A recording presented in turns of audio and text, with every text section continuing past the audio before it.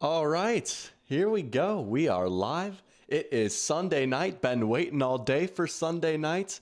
And I tell you what, I said this earlier this morning. We got a good one on our hands here tonight. Bengals versus Chargers in SoFi. Bengals back in SoFi, place where they played in a Super Bowl a few years ago. I think this might actually be their first time back in SoFi since the Super Bowl. I'd have to double check that. Maybe they played the Chargers or the Rams since that Super Bowl and before now. But regardless, this has been an awesome Sunday slate of football. Definitely lived up to the hype. We had some great games all around. And as always, you guys know the drill at this point. Feel free to say hello if you're in chat. And already we've got people coming through like the portal scene of Avengers Endgame. We got all the crew coming through right now. We got King Barrelmaker in here, chatting with him earlier. Nice little joke right there about the Bears. Oh, poor Bears, man. The Bears go down. Who would have thought? Second week in a row, blocked field goal for the win. Other team wins. Crazy. We got Caden in here. Good to have you back in here, Caden, saying Bo Nix greater than Mahomes. Okay, guy. All right. No. Anyways. We'll maybe talk about Bo Nix later, though. I know you've been pushing your Bo Nix agendas on Instagram. I respect it. But we got Jack in here. How about the foreshadowing? Saying, so I remember when I said that Geno Smith needs to run more. Geno Smith knocking off the 49ers with his legs. There you go. The sneaky athletic Geno Smith right there. Beating the 49ers. Jack, legacy week. This, honestly, has got to be an all-time week for Jack. Shane Waldron gets fired, and the Seahawks beat the 49ers. Who's got it better than him right now, man? Clap it up, man. That is awesome. How about the week for Jack? We got Goat Kid in here, too. You want to talk about someone having a good day? Goat Kid fired up saying, Doc, he could cry. Your Buffalo Bills have knocked off the big bad Kansas City Chiefs. The Chiefs are undefeated no more, and the Bills looked pretty darn good today, didn't they? Josh looked pretty darn good today. They were shorthanded without some of their receivers, and they got the job done. How about it? That was a great game. Lived up to the hype, as always. But Jack, loving it. Goat Kid, loving it. Pear Champ is in here. Good to have you in here, Pear Champ, saying the Bears have not been a rival since December 16th, 2018. The ownage has continued, man.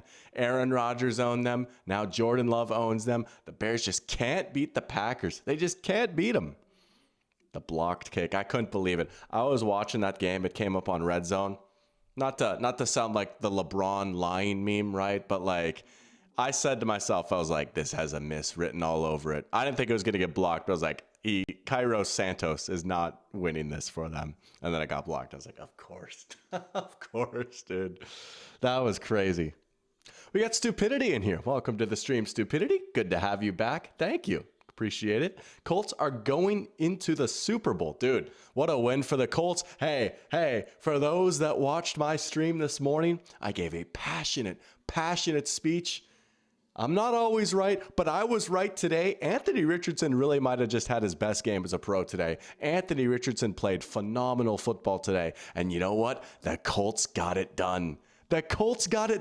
They avenged Super Bowl III, and they pulled off the 4.5-point upset.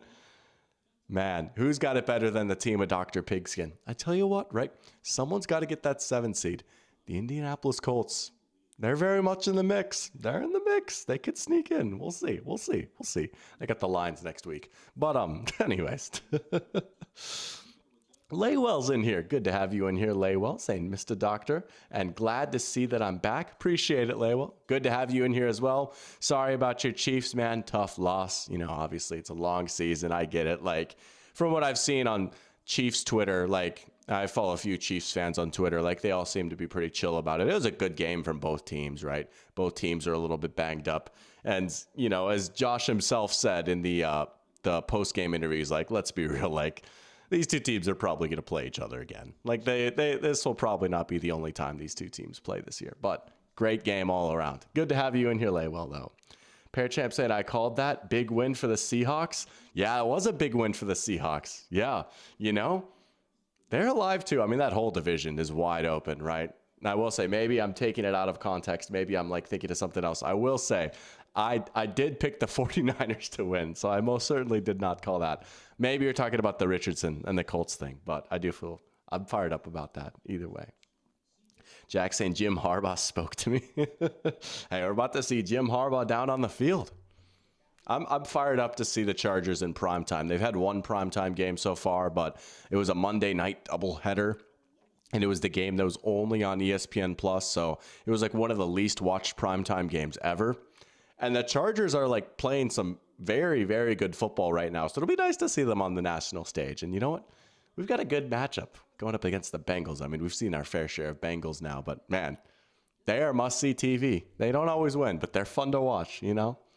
King Barrelmaker saying, fun fact, this is the fourth straight regular season in which Buffalo has beaten KC. Oh, I believe it, right? I mean, they talked about that throughout the broadcast. I mean, I feel like that's kind of the thing at this point. It's like, honestly, Buffalo does beat KC. It's not that like they never beat KC. It's just tough that they've never gotten it done in the playoffs yet. And they've always gotten so close, even in the playoffs. But I mean, obviously you still want to win it, right? So like, it's very encouraging for Buffalo regardless. Like the fact that they're able to go out and win the way they did, going for it on fourth down, getting a touchdown. That was awesome. That was awesome. Happens. Respectable Bills team for sure, and we'll see him in January, says Laywell. Oh, yeah. I mean, it's just destiny at this point, right? Pearchamp saying the Chiefs shouldn't be worried. Bills still need to win against them in the playoffs, or else this win means nothing. Yeah, and that's such a tough way to look at it, right? But realistically, the trajectory of those two franchises and just the expectations, yeah, I mean, both those teams really are Super Bowl or bust. Even though, like, the Bills are in, like, a retooling year, and, you know, the Chiefs, it's not like they're just going to all of a sudden be bad next year. Like, every year, you know, you got to, like, absolutely maximize it. But, I mean, a win is a win, though, right? I mean, it doesn't mean nothing in the sense that Bills fans will go to bed happy tonight. And, you know, I try and tell myself that sometimes too, right? Because believe me, as a Vikings fan, like I want to see my favorite team win the Super Bowl more than anything else, right? And I can empathize with Bills fans and like they've never reached the mountaintop. But you got to make sure to enjoy tonight too, regardless of what happens. The Bills could lose out for the rest of the season, but you will always have tonight. You will always have tonight, and you should enjoy that. Jack is cooking. He has been cooking, yeah. Jack says this win for the Bills ensures their ticket to the Super Bowl just to lose to the Seahawks. Could you imagine? Oh, that would be the Jack Goat Kid Super Bowl. Oh, that would be awesome. That would be awesome. Oh. I thought we had a scoop for a sec. I thought Doug Peterson got fired for real. I'm honestly shocked he hasn't been fired yet. Like, I honestly thought, like, maybe 30 minutes after the final whistle of that Lions-Jags game, it'd be like, yeah, Doug's done. I'm surprised he's technically still their coach as of right now, as of 8:08 p.m. in the Eastern time zone. Doug Peterson is still employed. But, yeah, he might want to get on LinkedIn soon. Change it to open to work, or maybe you'll go to McDonald's, start cooking up some fries. But yeah. The Bills make him want to shout. Oh, dude, that was awesome. They kept playing that song. I don't know how long Buffalo's been doing that. Maybe I'm out of touch. I don't remember them doing that last year. Maybe they did, but dude, Buffalo's crowd was absolutely crazy today. Those fans, I mean, they always show up, right? But man, that atmosphere was rocking. That was pretty cool. I want to go to a game there so bad. That sounds like so much fun. Seahawks won the Super Bowl today. That was my Super Bowl. Oh, I've been there, dude. I totally get that feeling, man. Beating your rival just hits different, man. Especially when it's a thrilling win like that and it has massive ramifications on both of your seasons. Like, the Seahawks have not only put themselves in a better spot, but you have, like, actively hurt the 49ers now, right? That's another divisional loss for them. 49ers have 3 divisional losses. That could like legitimately like damage their chances at making the playoffs, right? Come tiebreaker time. Man, you know? Layball saying we've got a pretty Mickey Mouse schedule to end the season minus the Steelers and the Texans. F the 49ers. Thank you for today to Jack, says Laywell. I love it. Yeah. You know, I mean, realistically, right, I still think the Chiefs can get to like 14, even 15 wins, you know, right? And I think, like, I don't know, like the Texans, I think you guys could take care of them. The Steelers are interesting, though. Hey, how about the Steelers? How about the Pittsburgh Steelers? Oh, shout out Mike Tomlin. Hey, Jack, you nailed that one too. We were in on that, right? You were saying you like the Steelers when we were talking about that Steelers Ravens game. You absolutely nailed it. I bet you your brother is pretty fired up right now too. How about a win for the Pittsburgh Steelers? Staying in first place in the division, huh? How about it? Jack saying you're welcome to Laywell. Screaming at his TV, made the Hawks win today. They heard him from across the country. No, that is true. That's actually how it works, right? I mean, I was getting fired up for the Vikings today for a little bit. We kind of coasted through that game, but it was still a good win, right? Sam Darnold played pretty well today, I gotta say. I really liked his movement in the pocket. He was able to create a little bit, had a few nice scrambles. He had some insane plays out of structure. Sam looked pretty good today, and the defense looked good. One more win for the Tomlin streak to keep going. Oh, it's inevitable. It is inevitable. Never, ever, ever, ever, ever doubt Mike Tomlin. I mean, just there is no stopping him. He is a force of nature. He is beyond space and time. He is one of the best coaches I've ever seen in my lifetime. Absolutely. They always, could you imagine if they won one game the rest of the year just to finish 9-8? Nah, dude, they might be in play for 12 or 13 wins. This is a different Steelers team from the past few years, right? This is not your Kenny Pickett sneaking into the playoffs just to get walloped by the Bills type of Steelers team or getting walloped by the Chiefs, right?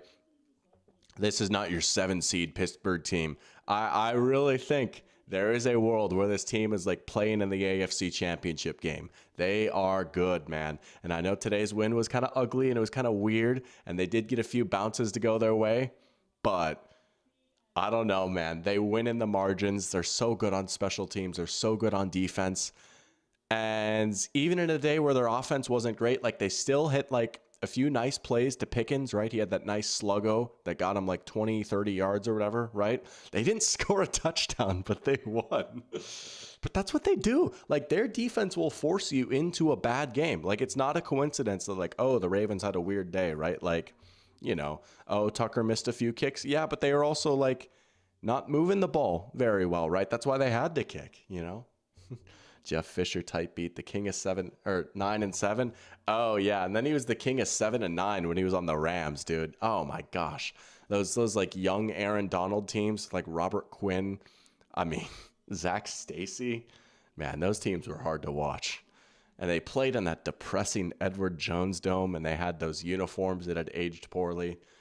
They had negative aura, the St. Louis Rams, the late St. Louis Rams did. Yo, we got Sebastian back in here. Let's go. Good to have you back in here, Sebastian. Welcome to the stream. Happy Sunday night. We've got a good one here tonight. Oh, if you had Chris Boswell in fantasy, you got to be feeling great. You got to be feeling great. All right. Looks like we've got a good crew in here. Let us dive into this game. We'll talk about it. Let's get a kickoff here in maybe 7 minutes, I guess. 8:20 kickoff time, 8:15, 8:20, whatever, same difference. Not really, but you know what I mean. Bengals versus Chargers. LA is a 1-point favorite. You look at the matchup predictor on ESPN, it's about 50-50. You look at the way that people have been picking on the Pick'em challenge for ESPN, right? I feel like a few more people skew towards the Bengals. I've been thinking about it. I think I'm going with the Chargers today. I really am. I really like this Chargers defense. I like the way they're playing right now. They don't have a lot of big names on there, but Khalil Mack, his third act of his career, his resurgence has been pretty real. They've got a nice group of pass rushers there. How about Poona Ford making plays in the Big 2024? Poona Ford has always been a football hipster favorite right there, right? Linebackers are playing well. They've got a super young secondary, but Jesse Minter, their defensive coordinator, has been doing a good job. He's been an excellent hire, right? Followed Harbaugh over from Michigan. And then offensively, I mean, the offensive line is great, right? Maybe one or two spots that they could still shore up, but obviously the tackles have been fantastic. We talked about Joe Alt this morning. Love the running game with J.K. Dobbins. Hasn't necessarily been super effective, and they've gone away from it a little bit. It's not like they're running the ball 40 times like they promised they would, right? Since their bye week, they really have opened it up a little bit, but you got a quarterback like Justin Herbert who's playing very well. It totally makes sense, right? Again, there's not maybe as much firepower or star power on the Chargers, but I do think that they're just a little bit more balanced and well-built of a team. And man, believe me, I love the Bengals. I love watching the Bengals. I love the way that Burrow's been throwing the football. We know I love Jamar Chase, right? He was my Offensive Player of the Year pick going into the year, right? They're a fun team to watch, but man, like they just have too many glaring weaknesses that rear their head every week. And there's a reason they keep losing these games, right? Like, there is a world where they could absolutely go on a run and come in as a very dangerous 7 seed that no one wants to play. But also, they do kind of have 6 losses for a reason. And at some point, you kind of need to start taking that at face value. I mean, Trey Hendrickson is literally their only good defensive player, right? And he's a little banged up and going up against some good tackles. It's like, dude, I don't know if Herbert gets touched tonight. I really don't. And he's just throwing the ball so well right now. Quentin Johnston and Ladd McConkey have been like good enough. Maybe not great, but like, you know, they're making it work, right? I don't know. I do think the Bengals maybe can score some. Like, we're going to see Jamar Chase, and I think T. Higgins is going to be playing. Like, yeah, they're going to be a great test for this defense, right? The defense of the Chargers hasn't really run into like too many crazy offenses yet. Obviously, they played the Chiefs, but like, you know, they've had a fairly kind schedule, and this is like one of their biggest tests. But I don't know. I think this is a game that the Chargers can come away with. I'm going to say Chargers win 28-24. How about that? We'll have a good game, though. We will. We will. And you know what? I hinted at this in my title. I'm just going to get this off now so I can explain. I said I was going to get on my soapbox just for a tiny bit, right? I addressed this a little bit in one of my recent videos, right? And I've seen this take kind of resurface the past few weeks. There's an awful lot of people saying that, oh, the quarterbacks in today's NFL just aren't very good. The quality of play is low. These quarterbacks are bad. Man, I miss the days of Peyton, Breeze, Brady, Rodgers, and Ben Roethlisberger and Eli Manning. And it's like, you know what? Yeah, that was an awesome generation of quarterbacks, right? Like, there's a lot of Hall of Famers. We saw some great quarterbacks. We saw some gaudy stats. But you know what? The game has changed, right? I mean, I don't need to get back on this whole, like, passing yards going down spiel. But here's what I'll say. No, respectfully, just because our childhood goats retired, that does not mean that the NFL has gotten worse. There are so many good quarterbacks in today's league. And I really hope that tonight is a showcase of that the league is absolutely in good hands with guys like Joe Burrow and Justin Herbert. We've got 2 fantastic, great young quarterbacks out here tonight. And I hope that they go out and show that actually today's quarterback play is good. That's what I'm hoping for. That's what I'm hoping for. Anyways, sorry. Let me catch up with chat. I know we've got some people coming in here. They're like, oh, he's angrily yelling about the people on Twitter again. But let's catch up. Sebastian asking about Sporkle. Oh, I'm the Sporkle king. Maybe we'll do Sporkle quizzes at halftime instead of the grid, because I already did the grid this morning. I was actually thinking about that. I like that. We'll do some Sporkle at halftime. I do love Sporkle quizzes. It is goated. It absolutely is goated, Laywell. We got BearPod in here too. Welcome back to the stream, BearPod. Good to have you in here. Saying he hopes I'm doing better. I am. Yeah, you know, I've cleared up. I've been sick twice in the past 3 weeks. You might have saw that comment on my community post, but we have survived the fever. Thank goodness. We fought it out this weekend and we're chilling. So, but thank you for checking in. I appreciate that, man. I really do. Boswell and Bowers carried in fantasy, Breece Hall and DK Metcalf and Mahomes. Team went crazy this week, it sounds like. Team went crazy. Sebastian saying the ESPN win probability tracker has the Chargers at 52%. The game is already over. I believe it. I like giving the Chargers a slight edge. I feel like that's fair. BearPod is rooting for the Bengals to blunt some of the Chargers' momentum, even if he's just rooting for a good game. I respect that. There you go. There you go. We got Michael in here. Let's go. Welcome to the stream, Michael. We were just talking about the Steelers. How about the Pittsburgh Steelers, huh? Mike Tomlin is inevitable. Saying he hopes Joey B- gets Harbaugh for the 2nd week in a row. He is running the Harbaugh gauntlet this year, isn't he? 2 games against John and 1 game against Jim. Who knows? Maybe you'll get a 3rd game if they can somehow sneak in the playoffs. But a Pittsburgh Steelers fan rooting against the Bengals. More news at 9. Jack is saying, but now we have the era of Patrick Mahomes and Geno Smith dominating the league. See, there you go. Geno Smith. League is in good hands. Unironically, though. Unironically. Like, Geno actually is good. LeBron, his A game might be the best quarterback of all time. Definitely not a lack of quarterback talent in the league. Oh, yeah. Dude, Lamar is so sick. And he didn't have the best game today, but also he dealt with some drops, right? But, like, I mean, if you want to talk about, like, where's the crazy stats, dog, look at Lamar this year, dude. Like, he's going to throw for 4,000 and rush for 1,000. And he might have, like, 40 passing touchdowns. So we're okay. We're okay. Jordan Love had some nice throws today. Stafford still got it, right? Unk still got it. May looked pretty good in that same game. Allen and Brady have 7 combined. Yeah. Very true. That is how math works. Nathan Peterman, Montana, and Bradshaw have combined for 8. Yeah. And Nathan Peterman accounts for the most of those, if I believe. He's got a carry in Montana and Bradshaw, if I'm not mistaken. But hope you guys have all had a good Sunday so far. We got Christine in here. Let's go. Welcome to the stream, Christine. Good to have you in here. Sorry about your Falcons. That was pretty ugly. I can't lie. I was watching that game on my laptop. That was my second screen game. And they got bludgeoned by the Broncos today. I was going to wear my Broncos shirt because I just wanted to change it to something comfy, but you know, I respect the Broncos. I do, but I like the Falcons, and I'm a little sad that they got beat over the head by a mallet like that. So I got to rep some Georgia teams, right? Zach says, can you believe that the Lions almost traded 3 firsts, Gibbs, and a second for Myles Garrett? They really needed him today.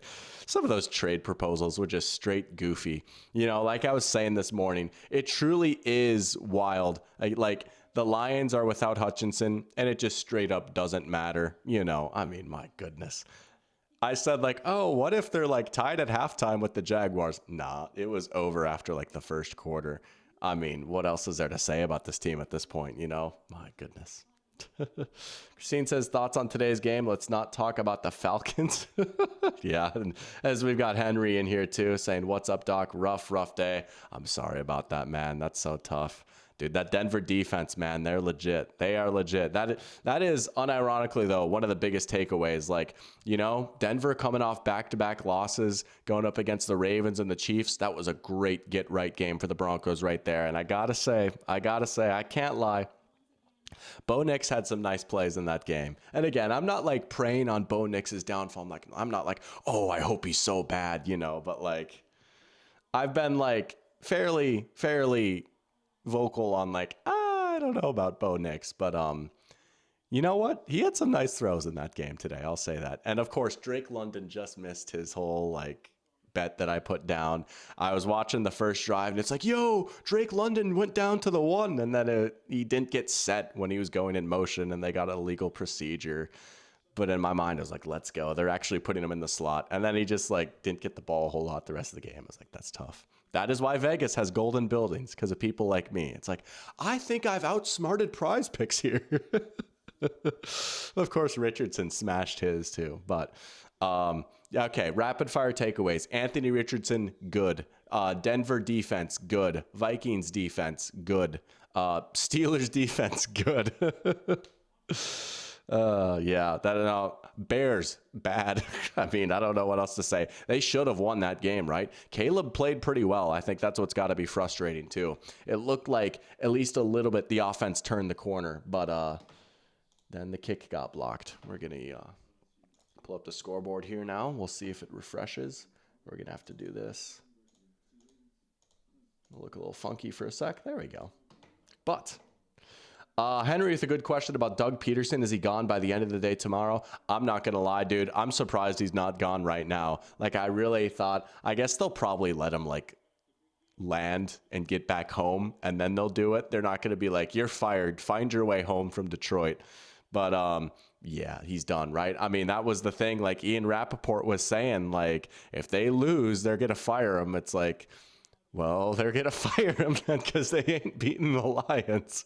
And the Lions kind of violated them. So, yeah, it's over. Like I said, Well, they failed the Ben Johnson audition, though. That's what I was saying this morning. Is like the Jags at least need to look decent. Otherwise, Ben Johnson isn't going to want to go there. I don't think Brian Thomas Jr. got enough receiving yards to make Ben Johnson be like, sad. Get Trevor a real coach. Hashtag not his fault. Trevor didn't even play today. Good throw and catch right there. Is that Jermaine Burton? It is. Georgia legend. Notably loved by all Georgia fans. Another Georgia legend. A.D. Mitchell had a few nice plays today. He's starting to maybe turn the corner a little bit. We got Jack Gothberg in here too. We got both the Jacks saying, hail the Steelers. That's right. Big noted Steelers fan Jack Gothberg fired up about Pittsburgh. How about the win for Mike Tomlin, huh? Jags missing Urban Meyer right now. No, probably not. Their kickers certainly aren't. I'll say that. Jack's Super Bowl winner. This one's easy. It's the Green Bay Packers. Talk about Romeo Doubs, Christian Watson on Dontavion Wicks. Unironically, though, those are some good receivers. I don't know that they're like a Super Bowl contender. But again, I still think they're probably one of like the 4 best teams in the NFC, right? And I do love me some Matt LaFleur. The run game, still pretty good, right? Jacobs had another good game today. But they're probably not quite there yet. The old Lane Kiffin fired on the tarmac. Yeah, wasn't that geez, where was that? See, I'm a little lacking on like college football sometimes. I do know what you're talking about. I can't remember what school it was though. Was it USC that he got fired on the tarmac maybe? Or Tennessee was where he like quit on them, right? He was like, actually, I'm leaving. I don't know. Maybe you got the answer, Henry. I'm sure you do. I mean, you're the one who brought it up. But Sebastian saying it'd be very funny if the Jags pulled the Gerard Gallant strat on Peterson. I'm not going to lie. I do not understand that reference. I need to like look that up now. Canadian ice hockey coach. Oh, he coached the Vegas Golden Knights, it looks like. Yeah, this is like one of my favorite lines to say. Being from where I'm from, right? Being from Fargo, North Dakota, you would think that I'm more into hockey. I like hockey. I have nothing against hockey. Hockey is a lot of fun to watch in person in particular. And I do love me some good college hockey. Shout out University of Minnesota Duluth Bulldogs. Go Dogs.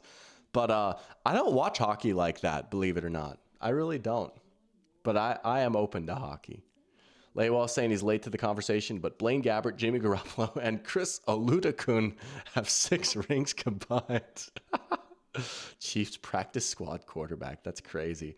Jack saying, go Dogs, happy for the boys, but I was surprised. Me too, a little bit. But, you know, Kirby's always going to find a way, right? But that was a big win to keep Georgia's playoff hopes alive, which is kind of weird to say, but we live in a society, right? Packers need better red zone offense. Yeah. I could say that, like, I will say, I didn't catch all the game, but I saw, like, 20 points, you know. I could see how that'd be a culprit, leaving points on the table in the red zone. Jack is saying he's afraid that my football intellect is inferior to his, who also wanted the Lions to trade 3 first, Gibbs and a second for Myles Garrett. I mean, honestly, like, I will say, like, if the Lions did get Myles Garrett, like, hypothetically, right, and they lost Gibbs, I mean, for this year, it might help a little bit, but it's still like, it's just wild to see like the pass rush just straight up hasn't mattered because they're just like shellacking teams, you know, or like last week, they just got some interceptions and once they stopped throwing interceptions of their own, they won the game. But NHL reference, and it was USC. Okay, there we go. Bang. I got it sometimes, you know. I got it in me sometimes. Jack loves Jordan Love for MVP and over Mahomes in the Super Bowl. Is this a bit? Am I missing something?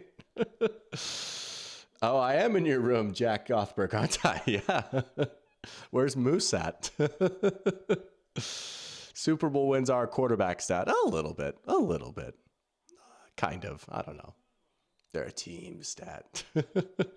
The Florida Panthers fired him on the first game of the road trip and made him get his own taxi to the airport because they were cheap. That's awesome. The Dr. Joker. We live in a society. Doug Peterson needs that Robert Saleh treatment escorted out by security, I take it. We need the escorted by security graphic. That was hilarious when that happened. Anyways, what is happening in the games? I'm loving the active chat, though. I got to figure out what the heck is happening. It's 3rd and 6. All right, here we go. Bengals got the ball in plus territory here. They've been moving it a little bit. Oh, T couldn't hold on. Maybe a little bit of rust right there, right? First game back from T Higgins. Been dealing with a few injuries. There's that Bengals. Wow. There's that Chargers defense getting a big stop right there. There's Hart, one of their rookies, right? This is a very, very young secondary going up against a very, very experienced and talented receiving room in Cincy, right? That is like one of the matchups to watch. But there you go. Chalk one up for this Chargers defense. Also, shout out the Bengals for the first time ever wearing orange helmets, white jerseys, and orange pants. That was tweeted out by NFL Fashion Advice. It's a great follow on Twitter. They track like uniforms and stuff. I believe is the first time they've ever worn orange pants with their white jerseys, which seems crazy. I feel like they had white on orange like back in the 80s or something. Or maybe he's just talking about like this iteration of uniforms. But I like this look. I like this look a lot. Both these teams have just gorgeous uniforms, man. This is a gorgeous uniform matchup right here. This might sound weird. I think SoFi looks better with Chargers colors. I really do. For whatever reason, I associate SoFi with the Chargers more, even though the Rams literally won the Super Bowl in SoFi. I don't know why. I just think it suits it. Maybe it's because like the SoFi logo is kind of like light blue and Justin Herbert is in those SoFi commercials. Who knows? Herbert is having a great year. Now, he's playing some fantastic football, and he doesn't always have the big counting stats, right, just because of the offense that he plays in, and he doesn't have, like, these amazing receivers to throw to, but, man, he passes the eye test with flying colors, you know? This is honestly the best football he's played in a minute, right? Like, we've always known he's had it in him. Maybe it's because of injury or poor supporting cast. The past few years, he hasn't quite put it together as much. Nah, dude, he's dialed in right now. He is playing some excellent football. That's why I think, like, you know, this Chargers offense might be scoring some points tonight. I really think. Not like this Bengals defense is spectacular, right? They get a stop right there, though, on Dobbins. Screw the Rams, says Jack. There's a little divisional chippiness right there. Laywell giving a shout out to NFL Fashion Advice. Dude, I found that Twitter account a few years ago. They are a great follow. Great follow. Jack is just quoting legendary general manager Mike Tannenbaum, who has clearly the best NFL takes in the business. Oh, yeah. He's on ESPN, right? He's like the GOAT engagement hunter, dude. Like, he will just, like, his takes, they'll have, like, the little graphic for it on ESPN. He gets clicks like no one else, man. He's the Patrick Mahomes of, like, getting off hot takes for engagement. Chargers run on 3rd and 2, and they don't get it. Bengals defense standing up. And what do you know? It's Trey Hendrickson leading the charge. It's the Ferrari in the beat-up garage, right? That's Trey Hendrickson on this Bengals defense. But there you go. Bengals getting a 3 and out. Slim Shady Burrow about to get back out on the field. Jack asking if Josh Allen is the new leader for MVP. Ooh, maybe. And it's tough, right? You know, and this is not a fun answer necessarily, right? But there's like a popular saying like no MVP talk until Thanksgiving. But we're going to break that rule for a little bit. He might be, right? I mean, beating the undefeated Chiefs, some of the games that he's had, some of the numbers that he's put up, right? The Bills are very much in the thick of it for the first overall seed in the AFC, right? And he's got the narrative on his side, right? He's never won it before, so there's no voter fatigue. This was the year that they lost Diggs, and everyone thought that maybe they'd take a step back, and then they won today without a couple of their receivers, right? Yeah, he probably is. You know what? He probably is, right? He was like the MVP after like the first 4 games, and then Lamar maybe kind of slid ahead a little bit. I think it's very close between like him and Lamar right now. You could make an argument for Goff. I get it, just because like this Lions offense is so sick and the Lions are such a good team, right? They're clearly the best team in the NFL. But you could also say, dog, he threw 5 picks and they still won. Or like, dog, there was a game he threw for 80 yards and they scored 50 points, right? You know. But Goff has also been playing well in his own right. But I feel like it's definitely between Lamar and Josh right now. I might give the slight edge to Josh. Ravens did beat the Bills for what it's worth, but You couldn't go wrong with either of those right now, I don't think. But it could be, could be the year of Josh. We talked about that way back in like September. What if it's the year of Josh? What if? Josh Allen, in my view, is 100%, especially if the Ravens don't win their own division. Yeah, and that's a great point too, right? The Ravens are now essentially 2 games back for the division, right? Maybe it's 3. I can't remember the math. But the Steelers, they can't get a straight up head-to-head tiebreaker over the Steelers now. The best they can do is split with the Steelers, right? I mean, to me, that's just crazy. The Steelers, man, the Steelers. How about it? What about Russ for MVP? What about TJ Watt for MVP? The Ladd McConkey effect. No, Ladd has been good. He's been a good pick for them, right? It totally makes sense now what they did. Alt round 1, Ladd round 2. Boom. I mean, yeah. You could have said Neighbors round 1, but you ain't getting a tackle. There's just a bigger drop off, I think, between Alt and whatever tackle you would have gotten in round 2 versus Neighbors and Ladd, right? Yeah. Protect your franchise quarterback. Absolutely. The SoFi commercial did come on with Herbert. Yeah. Sometimes you got to speak it into existence, right? Yeah, Goff did play well. He had the outlier 5 interception game, and it was in prime time, so that's more likely to stick in people's minds. And I also do just think, we saw this with Brock Purdy last year. Voters will kind of contextualize the overall team strength around him, right? Fair or not. I think that will hurt Goff, absolutely. But who knows? But yeah, I think it would be Josh. If the Bengals snuck into the playoffs, I think Burrow would be in the conversation, but I don't think he'd actually win it. There's Burrow to Chase. I think he's got a real shot at OPOY, though, man. 32-yard catch for Jamar Chase off the rip after just an insane bonkers performance last Thursday night. I mean, what a special player he's turning into. Again, I say this as someone that quite literally owns a Justin Jefferson jersey, that is a Minnesota Vikings fan, and that thinks that Justin Jefferson, barring injury or something just beyond comprehension, will go down as one of the greatest receivers ever. One of the 3 greatest receivers ever, maybe.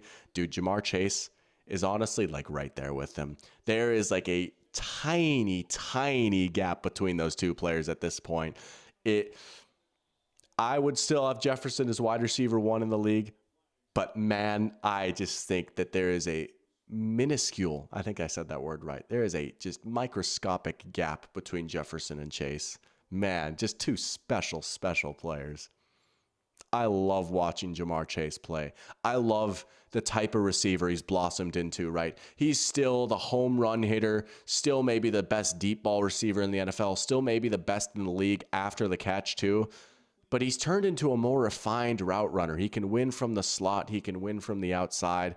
He's just gotten a lot better at all the little things too. Stuff he wasn't necessarily bad at coming into the league, but he's such a complete receiver now, man. And it's cool to see the Bengals coaching staff put more faith in him and give him tougher assignments. Yeah, LSU probably is wide receiver U. I mean, you got those 2 guys. You got Brian Thomas Jr. You got Malik Neighbors. I mean, goodness gracious. Oh. Ohio State is pretty good too. But OPOY, Henry and Barkley, I think that is absolutely fair too. OPOY, Jordan Love. I'm loving this Tannenbaum bit. That's awesome.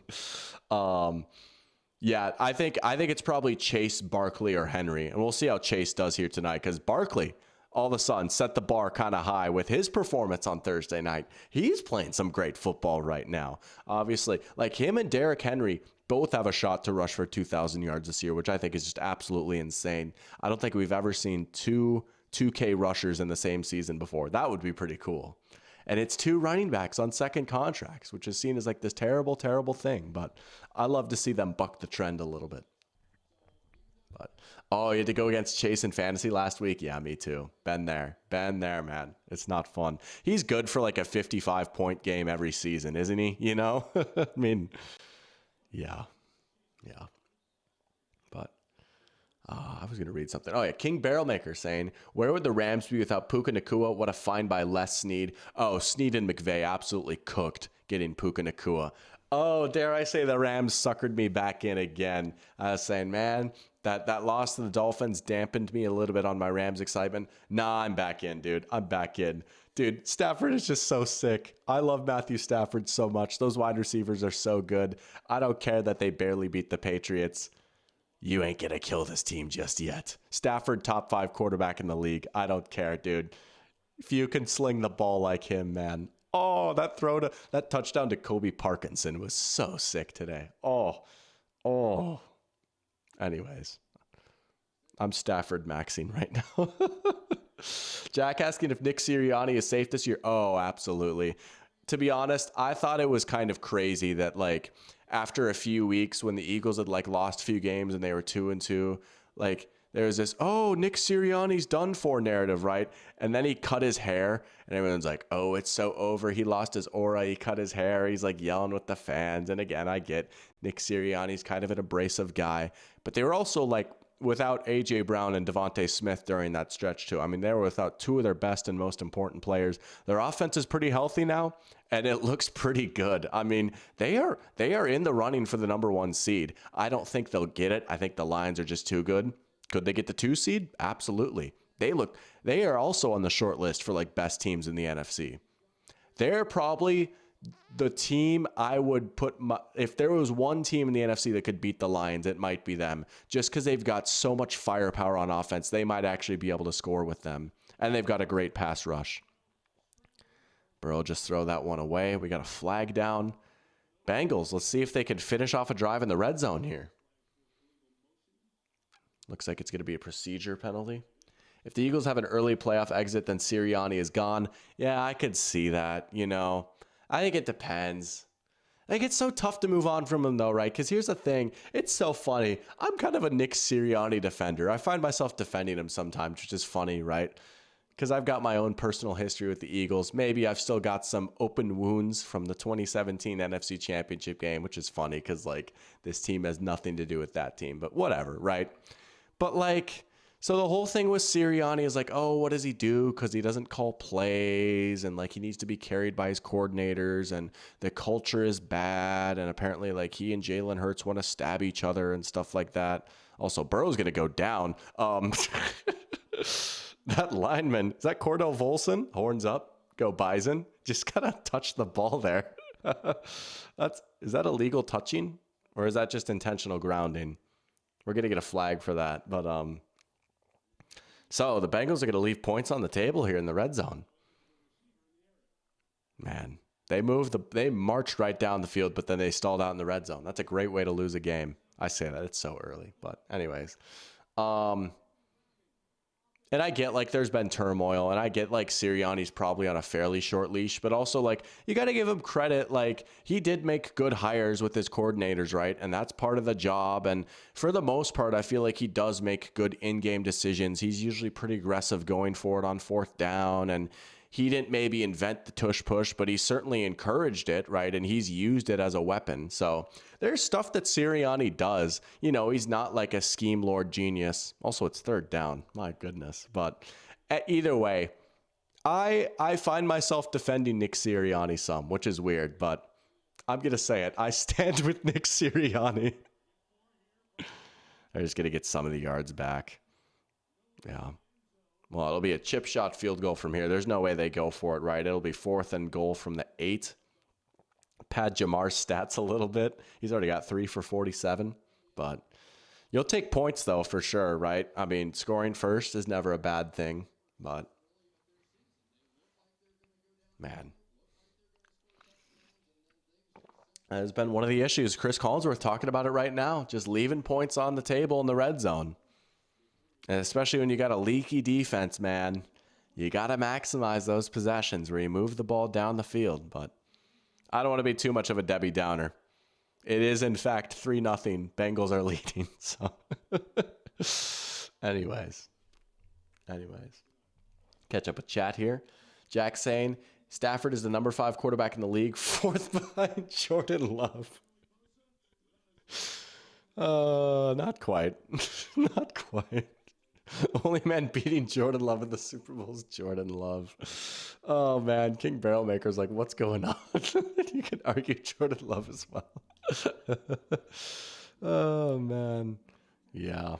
I mean, what if Philly did collapse again? That would be, I won't lie, I would find some humor in that. That would be kind of funny. Eagles should have beaten the Falcons, though. Could have easily had one loss. Yeah. One less loss. Yeah. I will say, a lot of people criticized the fourth down decision, right? Um, it's like, dude, Saquon should have caught it. Like, the play worked, you know? Saquon dropped the ball. Oh, but yeah, that was a crazy win for the Falcons, too. I mean, Kirk just marched down the field at the end. But speaking of the Falcons, they're not even an average team. They're bad. They should be 3-8, says King Barrelmaker. Coming with the heat. I will say these past few weeks have dampened me on the Falcons a little bit. They did, in fact, lose to the New Orleans Saints last week. And then they got just walloped by the Broncos this week. Yeah, their defense is kind of a problem, right? And they can get out physical on offense a little bit. That line can get pushed around sometimes. Their run game is one-dimensional. Kirk is great. Like, I do think Kirk is a pretty good quarterback, but we are still seeing, like, it is still the same story. He can throw the ball so well. He can read the defense, run an offense super well. He really struggles with interior pressure, man. When you have to move, when he has to move off of his spot and create, you run into some trouble there. You do. And they can't do as much play action now because he's still hampered by that injury a little bit. So they've had to, like, put him in a new scheme, which honestly I think he's doing pretty well in. A lot more shotgun heavy, just like spread the ball around, right? Not as much like designed rollout play action stuff that he did in Minnesota, but they have a lot of good players, but they're not quite a complete team, you know?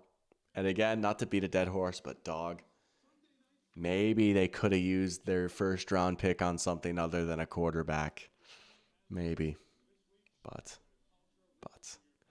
yeah, they're fine. I think they'll still make the playoffs, right? Because, like, who else is, like, snatching their chain in the division, right? Could the Saints go on, like, a wacky run? I don't know. I don't know. Panthers? I don't know. Bucks? Nah, I mean, I just think they're too cooked by injuries, and that defense, the Bucks defense isn't that great either. And the Falcons swept the Bucks, so they'll get in the playoffs. They'll probably get the 4th seed, but they might get pounded by the 5th seed, which could very well be the Vikings. And honestly, I am rooting for that simply for the fact that I want to go to that game. That would be awesome. If the Vikings played the Falcons in Atlanta for the playoffs, I will go. I will absolutely go. It's like an hour and a half away from where I live. Yeah, I'm going. And could you imagine Kirk versus the Vikings in the playoffs? Oh, we need our own Lions beating Stafford moment. We won the trade, even though it wasn't a trade. Excuse me. Second drive for Herbert and the Chargers. Oh, stiff arm, but he's still going to go down. A Bengals sack, and Trey Hendrickson gets only half of it. Wow. That Atlanta defensive line could get overwhelmed by a college team's offensive line. Put them up against NDSU in the Fargo Dome, and the Bison are pushing them around. Gray Zabel is going to have Matthew Judon on his back, baby. Let's go. Shout out Gray Zabel. That's an NFL draft pick right there. But Falcons had Jordan Love. They would be 11-0. And by probably, I mean definitely. Herbert gonna run. We've been seeing running Herbert a little bit more. Use that athleticism. Look at him moving around in space. He had a crazy touchdown run last week, right? He's always been an athlete. We haven't always seen him run around a lot. And he's another quarterback. To go back to your question, I think it was Jack that asked it this morning, right? A quarterback that, maybe it wasn't Jack. I can't remember who asked it, but quarterback I'd like to see run more and a quarterback I'd like to see run less. Last year, Justin Herbert would have been a great answer. This year, he's been coloring outside the lines a little bit more. It's nice to see him play looser and freer. And I think a lot of that is the Harbaugh effect. I mean, you look at the way that Jim Harbaugh talks about the guy and interacts with him, right? Herbert feels a lot less tight this year. And I think that has been something that, like, hurt him the past few years. He's just so tight, you know? Just won't quite create as much. And if the playing structure wasn't there, it wasn't going anywhere. And the Chargers structure wasn't that great last year, you know? But he's creating. It's very Jordan Love-esque. I will say, no, like Jordan Love, though, unironically, to, like, to bring some sincerity into the Jordan Love conversation, yeah, Jordan Love is a good example of a quarterback that I think creates the right amount. Maybe sometimes it gets him into trouble, but he does enough good stuff that it works out, right? It works out. But what state do I live in? I live in Georgia, actually. I live in North Georgia. I write for one of the newspapers up in the mountains in White County, Georgia. Yes, that is its actual name. Named after some dude with the last name White. I can't remember his first name. He was the guy who created the county. But I write for the newspaper here. Journalism grad from UGA. And it's about an hour from Atlanta. Hour and a half if you really factor in traffic, which, believe me, there is. But, so yeah. If the Vikings played the Falcons in Atlanta in the playoffs, I'm going. I am absolutely going, no question. But not to dox myself or anything. I actually did accidentally dox myself once. I pulled up Google Maps and I had my location turned on. So there was a blue dot for there is a blue dot on my address on stream somewhere. I probably shouldn't be saying that, but you guys are chill. So it's good, But, and I also don't even remember what stream it was, but not like anyone's going to pull up to my house, Honestly, that'd be kind of sick. Like I get a knock on my door. It's like, yo, it's King Barrel Maker. Let's go. Touchdown. What a ball by Herbert. Will Dissly making plays. He's been kind of good for them this year. What a throw by Herbert, though. There you go, right? See? 4 points left on the table. Red zone drive for the Bengals, but they can't capitalize. Herbo, man. Under center, just ripping it down the seam. Very Dak Prescott-esque right there. Ooh, that was a nice ball. That was nice. See, here we go. Here's a nice national stage right here for Justin Herbert to show that he's a reformed man. He is back to being him. It is no longer not his fault ball, but just successful football, right? No more hypotheticals needed for Justin Herbert. He's just that guy again. Very Jordan Love-esque throw. We got a Jordan Love train going in chat right now. This has become the Jordan Love show, I guess, but... Sebastian saying probably the Bucks, if anyone, for knocking off the Falcons. Yeah, but dude, like the Falcons already beat them in both their matchups. That's what's tough though, right? And I get like Evans will be back soon. Godwin is lost for the year though, and that I do kind of have very little faith in that defense, to be honest, man. I love Todd Bowles. He seems like a great dude. And obviously like everyone in Tampa seems to love Todd Bowles, but also I wonder how safe his job is depending on how the season goes for the Bucks. I don't think they would fire him, right? This Tampa regime seems super patient, right? They seem like they really like Todd Bowles. They seem super patient. They usually take their time with things. They don't act rash. But I don't know, man. I feel like, personally, it might be about time to move on from him. And it's tough. Because, like, you've got a great budding star of an offensive coordinator on your team right now, and you might be scared of, like, losing him. It's like, I mean, that would be pretty unprecedented, right? If they, like, let Bulls go and promoted Cohen as the offensive coordinator. I feel like we almost never see something like that. But I wonder if they would at least consider that, if they would at least have a conversation about that this offseason. Because, dude, there's a chance that Liam Cohen is a head coach next year, and Tampa might realize that and be like, well, how badly do we want it to be us, But anyways, yeah, to answer your question, I don't know about the Bucks, dude. I mean, let me pull up like the standings right now for the division, right? I actually saw Greg Rosenthal tweeted out, right, of NFL media. He's talking about the Falcons, and someone said, oh, the Falcons are going to get walloped in the playoffs, and he said, I don't even think they make it there. And the first time I saw that, I was like, well, who's going to like take them out, right? Like who would knock them off? Tampa is really 3 games back right now, right? They're 4-6. The Falcons are 6-5. But again, the Falcons have that tiebreaker. Saints 4-7. Falcons 6-5. The Saints and Falcons have split. So that's going to be tough. And the Falcons are 4-1 in the division. Nah, they're winning the division. They'll win the division. They have too many tiebreakers, and they have too good of a head start. And they still might be the best team in the division too, with all the doom and gloom, right? Like they still probably are the best team in the division. They have a good quarterback. They've got good skill players. I like Raheem. You know, their defense obviously has their fair share of issues, and maybe they made the sandwich a little bit, but I do like Raheem, so we'll see. But I think it's fair to say they'll probably make the playoffs. Here we go, Bengals. How can you respond after that touchdown drive right there from the Chargers? Herbert 3 for 3, 55 yards and a touchdown. Also a 20-yard rush right now. Nice. Nice. But Burrow, 5 for 8, 56 yards. See, here we go. These two young quarterbacks have showed up so far. I'm loving it. I'm loving it. Let's start the conversation. We are in a golden age of quarterbacking. Let's do it. And Jordan Love is a part of it. I do like me some Jordan Love, though. He's a fun watch. He really is the perfect, well, not the perfect. He is an imperfect mashup of Rodgers and Favre, man. He does have a lot of Favre in him. I love it, though. That makes for some fun, entertaining TV, doesn't it? Love when he pulled up with the Favre jersey against the Vikings, threw 4 touchdowns and 3 picks. It's like, let's go. Welcome back, Brett Favre. Look at Jim on the screen right now. I love Jim Harbaugh. He's another one of those guys. He's so funny, dude. He's like a goofy uncle coaching football. There's T. Higgins. Get him working over the middle. Look at him churning his legs after the catch. Easy, just little sit route. I don't know what you want to call that. That's probably not the right term for it, but just have him sit down over the middle of the field, turn up field, and he gets like a solid 8 yards after the catch there just by churning his legs.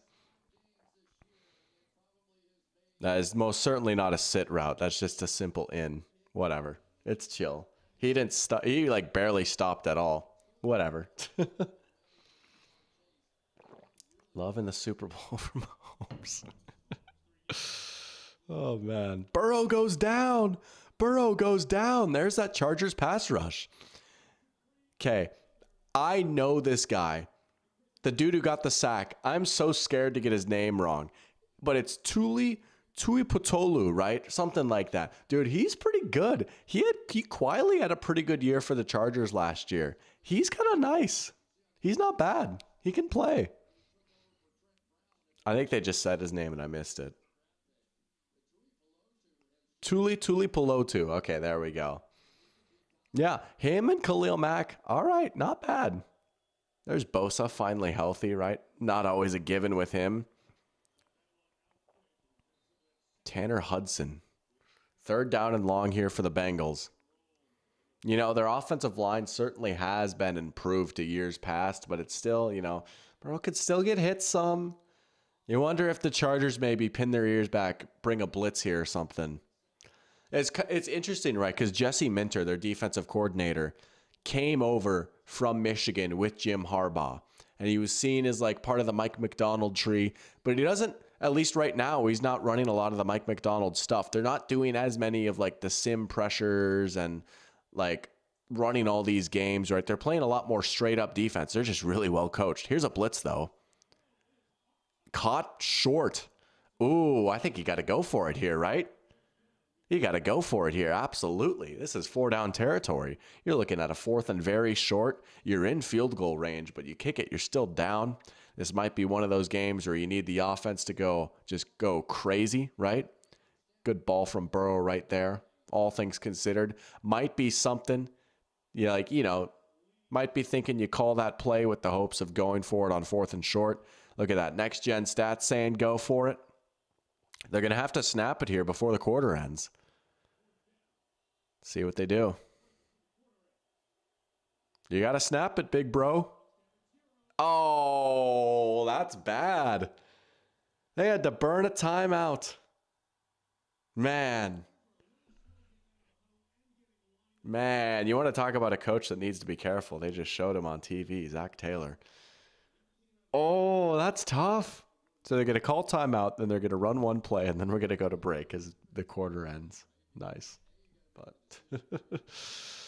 King Barrelmaker asking, is Jesse Minter a head coaching candidate? Oh, absolutely. I mean, you look at what he's done with this Chargers defense, how they went from being perennially bad under Brandon Staley to quickly turning around. And it's not like they have a crazy like war chest of talent, right? They've got some underrated players and like, okay, like, you know, they've got some guys, but like, man, he is squeezing every last drop out of them. I think he's a candidate. I don't know that he's going to get hired this cycle. I tell you what, though, I don't think he's going to be the Chargers defensive coordinator forever, though. I think at some point a team will hire him. Probably this offseason or next offseason. But he's absolutely in the mix. He is a very, very hot name right now. And now we have a Chargers timeout. A little bit of a chess match here. Look at that. Bengals call timeout because the play clock was running out, right? 1 second to snap the ball. Then they come out in a completely different formation. Go from under center with a single back, come out in shotgun after the timeout. Now the Chargers are like, hold on a sec. Now we're going to call timeout. That'd be so funny if they came back out under center again.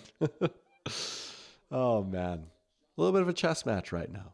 Jack saying, did someone say Mike McDonald? Hey, big win for him. I was questioning that Seahawks defense. They showed up today. Big, big win for Mike McDonald, right?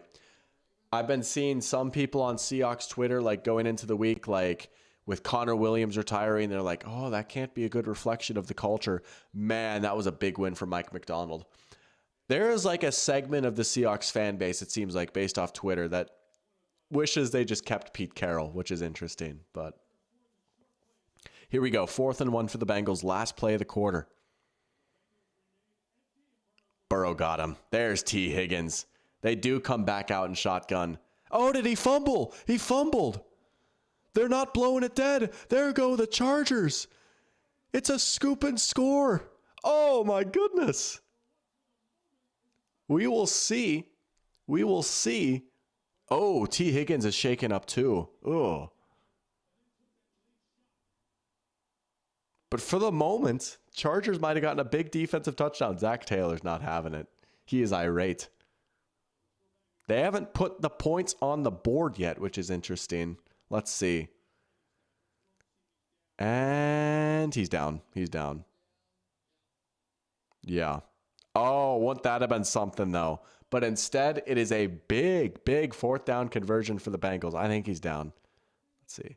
Yeah. Replay assist right there comes through. Oh, he is barely down, though. Like maybe a half a second after he's down, that ball came out, but he was down. He was down.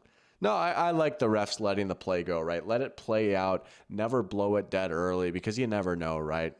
That makes me think of the Vikings-Colts game from a few years ago. Remember the crazy comeback, right? Vikings had 2 scoop and scores blown dead early on them. I was irate. I was so upset. Oh, my goodness. Chandon Sullivan got denied twice. Chandon Sullivan, if you remember him. Oh my goodness, I couldn't believe it. I'm so glad that's become a point of emphasis of just letting the play run out, right? You lose nothing by just letting the play go out. Because what if he wasn't down, right? Don't get premature with your whistle. Just let it go, right? Nothing wrong with that. So easy to just use replay assist now. Go back. All right, we can automatically review this. He was down. 1st down Bengals. Everyone's happy, right?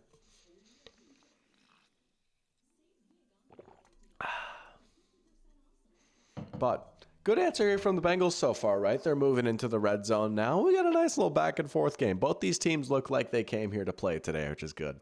I know we've had a few not as great primetime games recently, and maybe that's fed into some of this quarterback discourse. Like the Thursday night game kind of fell short of expectations a little bit, and even like that Rams-Dolphins game, it was close and it was intriguing, but like there weren't a lot of fireworks necessarily. I also say all that as if we didn't get an insane Thursday night game like the week before. Maybe we're just greedy, but it's nice to see like, okay, this has the feel of a good game so far. This has the feel of like a nice, healthy 28-24 type of game. I could get down with that.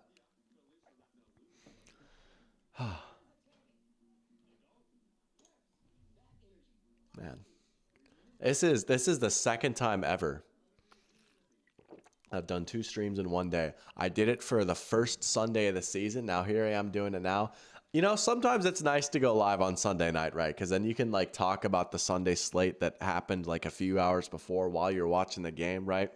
I do like those island games, like the Monday and the Thursday night games, because like that's the only football on all day, right? You're sitting at work, you just can't wait to get home, right? Turn on some football after a long day of work. But it's nice to go live on Sunday sometimes. I've been looking at the primetime schedule, see when I go live again. I don't know about tomorrow. I know I'll have some stuff I need to get done tomorrow. And also it just might be a slaughter. Thursday night's an interesting one too, Steelers Browns, but we'll find another primetime game to go live. I know next Sunday night game maybe that is a candidate. We got Rams Eagles. That's a very scrumptious looking matchup right there. That might be the one. We'll see. That might be the one though. And we'll try and get the pigskin pregame rolling again. We'll try and get that rolling again. Chase Brown, not a lot doing right there. Trying to like position like the mic arm too, because I know like sometimes when I turn, it blocks my face a little bit. I gotta keep the moneymaker in view. Jack saying good O-line talent is becoming increasingly rare. Oh, I will say, yeah. If there is like one position that like seems to be super thin right now, offensive line is pretty good, right? Like you can certainly find some good linemen. The real problem is the depth. Like the thing is like backups are like just straight up bad most of the time. Like there's a lot of bad backups out there and injuries are inevitable, right? So eventually like you'll get to this point in the season and you've got like your third string lineman out there and it's like, oh brother, you know, but I mean, you had to watch Stone Forsythe go against Nick Bosa. We're going to get a PI called here on the Chargers. First down for the Bengals.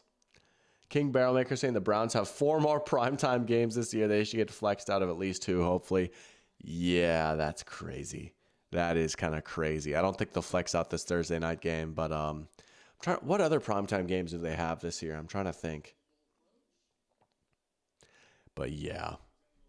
Flex might be nice. This was a flex right here. This was originally supposed to be Colts versus Jets, which turned out to be a pretty good game today. But I could get out Sunday night after watching the Vikings-Colts game. They flexed the Colts into Sunday night. They're like, all right, that's enough. They made a good call flexing this game. Excuse me. Swallowed funny there. Browns 4 primetime games. That's actually wild. Let's pull up their schedule here.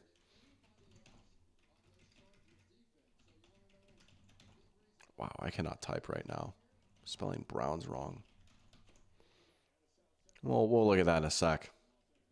But they changed it, actually. They changed it so they can flex more than just Sunday night. I think they changed that last year or this year. They can now flex Monday and Thursday night games, believe it or not, which I think flexing Thursday night games is crazy. I think that's so bad for the players. Imagine just telling them, all right, boys, you are now playing like 3 days earlier, you know? But yeah, that's right. The Seahawks Philly game did get flexed into Monday night. You're absolutely right. Yeah, no, they changed that though. I think it was last year. Yeah.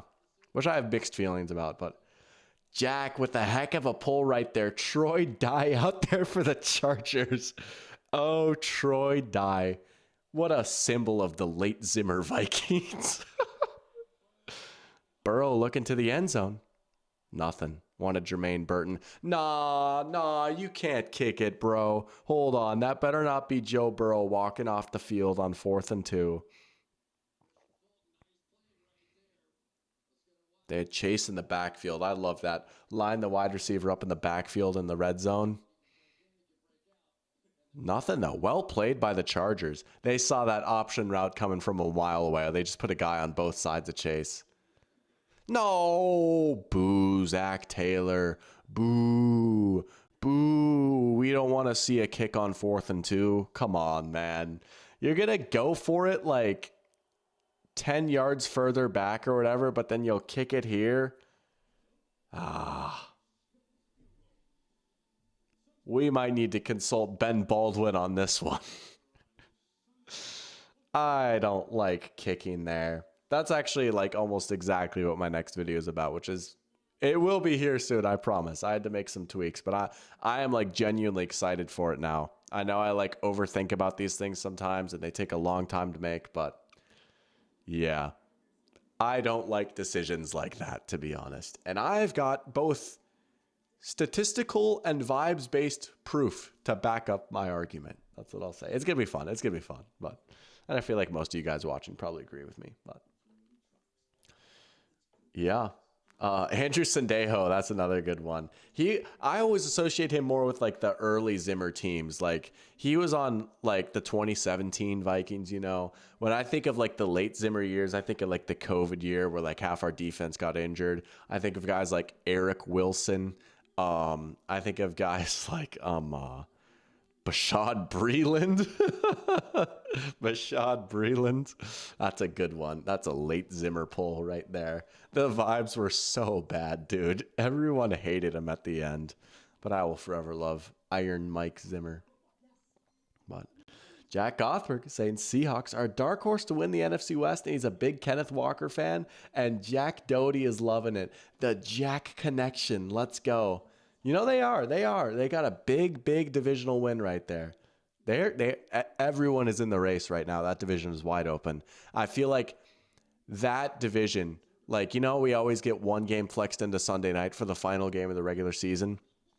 It will probably be from that division. That's my prediction. But yeah, we got AJ in here. Let's go. Welcome to the stream. AJ saying, what's up, party people? Go Bills and go for it on 4th down. There you go. This guy gets it right here. And his team won because they dared to go for it. I love it. I love it. Sebastian saying, I don't really watch college football. Did Michigan fall off because of Harbaugh leaving, or is there other stuff going on? From my understanding, 1, Harbaugh left. 2, Jesse Minter left. 3, they lost a lot of players to the NFL draft, right? You lose your quarterback. You lose one of your receivers. I mean, you know, they lost a lot of talent. And I mean, but Jim was like the heartbeat of the program. Absolutely. Cameron Dantzler is a great one. And I love that Jack Gothberg is in here for the Cameron Dantzler conversation. That's all I'm going to say. You know what I'm talking about, Jack. That was against the Seahawks too. Jack Doty. I don't know if you remember the Vikings Seahawks Sunday night game from 2020. That was a Cameron Dantzler masterclass. Oh man, that just unlocked a memory for me. I'm so happy that we talked about Cameron Dantzler while Jack Gothberg was in chat. That's awesome. Michael Doty saying, hold me closer, Cameron Dantzler. I love it. Man, I was high on him for a little bit too, but yeah, he never materialized. Oh, look at the little kitty. I wonder if they put a collar on the cat. I'm going to adopt it. If you know, you know. Man, I have too much fun doing these. Herbert play action. Deep shot. Oh, he's got Q. How about the bounce back here for Quentin Johnston? Big Q. Big play. Look at that. That was a nice route. That was a great ball from Herbert too. Man. Just the way he throws the football is so beautiful to look at. That was a great ball. 20 yards. Something like that. Herbert, a laser again. It's Will Dissly again. Oh, that was a rocket. That was a legendary rocket launcher right there. Oh my goodness. Oh, yeah. You know what? And this is so funny coming from me, considering the bit. It was like 50% a bit on this channel last year. For me to be like, this is so good for the Justin Herbert discourse. Man. What a couple of throws by him. Now they'll hand it off. Dobbins. Not a lot doing right there. Seahawks won that game because of a 2-minute stretch where they scored 3 times. Rest of the game, they sucked. Oh, I know. I've seen the win probability chart from that game. That KJ Wright one-handed interception was dope. Dude, KJ Wright was dope. Yeah. Jack saying, Will Dissly looked so unathletic as a tight end. Jack saying Will Dissly is arguably the greatest Seahawks tight end ever, which is crazy. I feel like Jimmy Graham, he didn't play there a lot, but he had some good years. Oh, touchdown. Oh my goodness. And it's Quentin Johnston. Herbert off platform. Goodness gracious. Oh, come on, man. That is sick. Look at this. That is sick.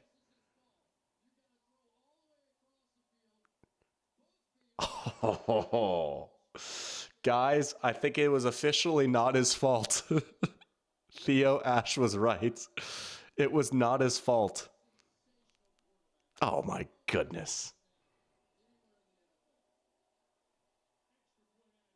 Chargers up 8. That's another thing. I never understand why they don't go for 2 there.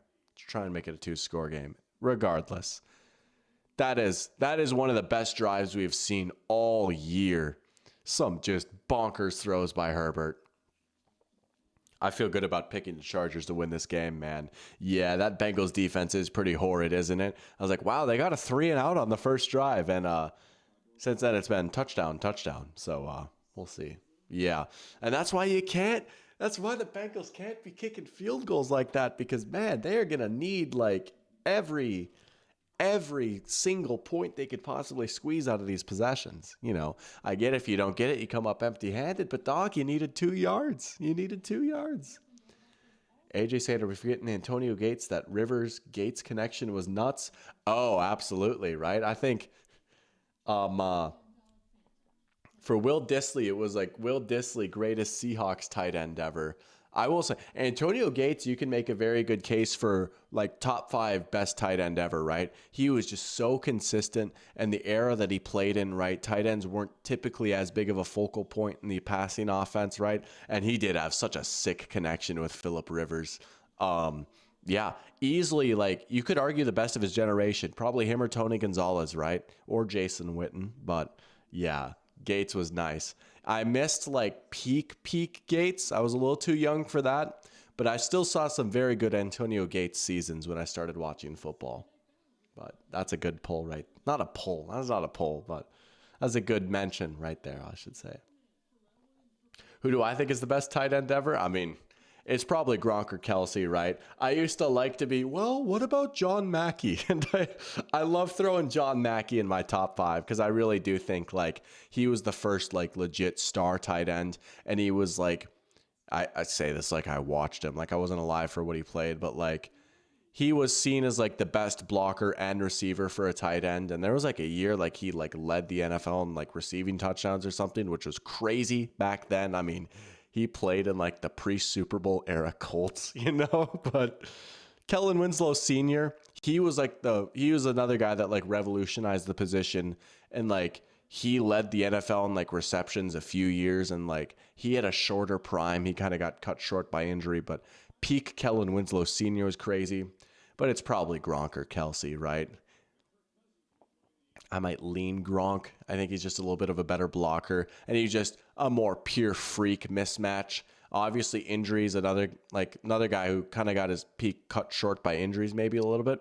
If you want to go Kelsey, though, I can't knock that. Kelsey's more refined. He's a better route runner. He's a smarter player, and Kelsey can block too. He's almost every bit as good of a receiver as Gronk is, if not maybe better, but I don't know. I might go Gronk. Falcons, Tony G was good. Yeah, that's a good one. I mean, he's just so consistent, right? He was great on some not so great Chiefs teams, and then he had a nice resurgence with the Falcons at the end of his career. Yeah, I will say, yeah, receivers have been open for Herbert. I will give you that. But also, some of the throws, man, the ball whizzes out of his hand, you know? But Big Phil has the ability to see over the offensive line and make those drop passes. Big Phil, the legend.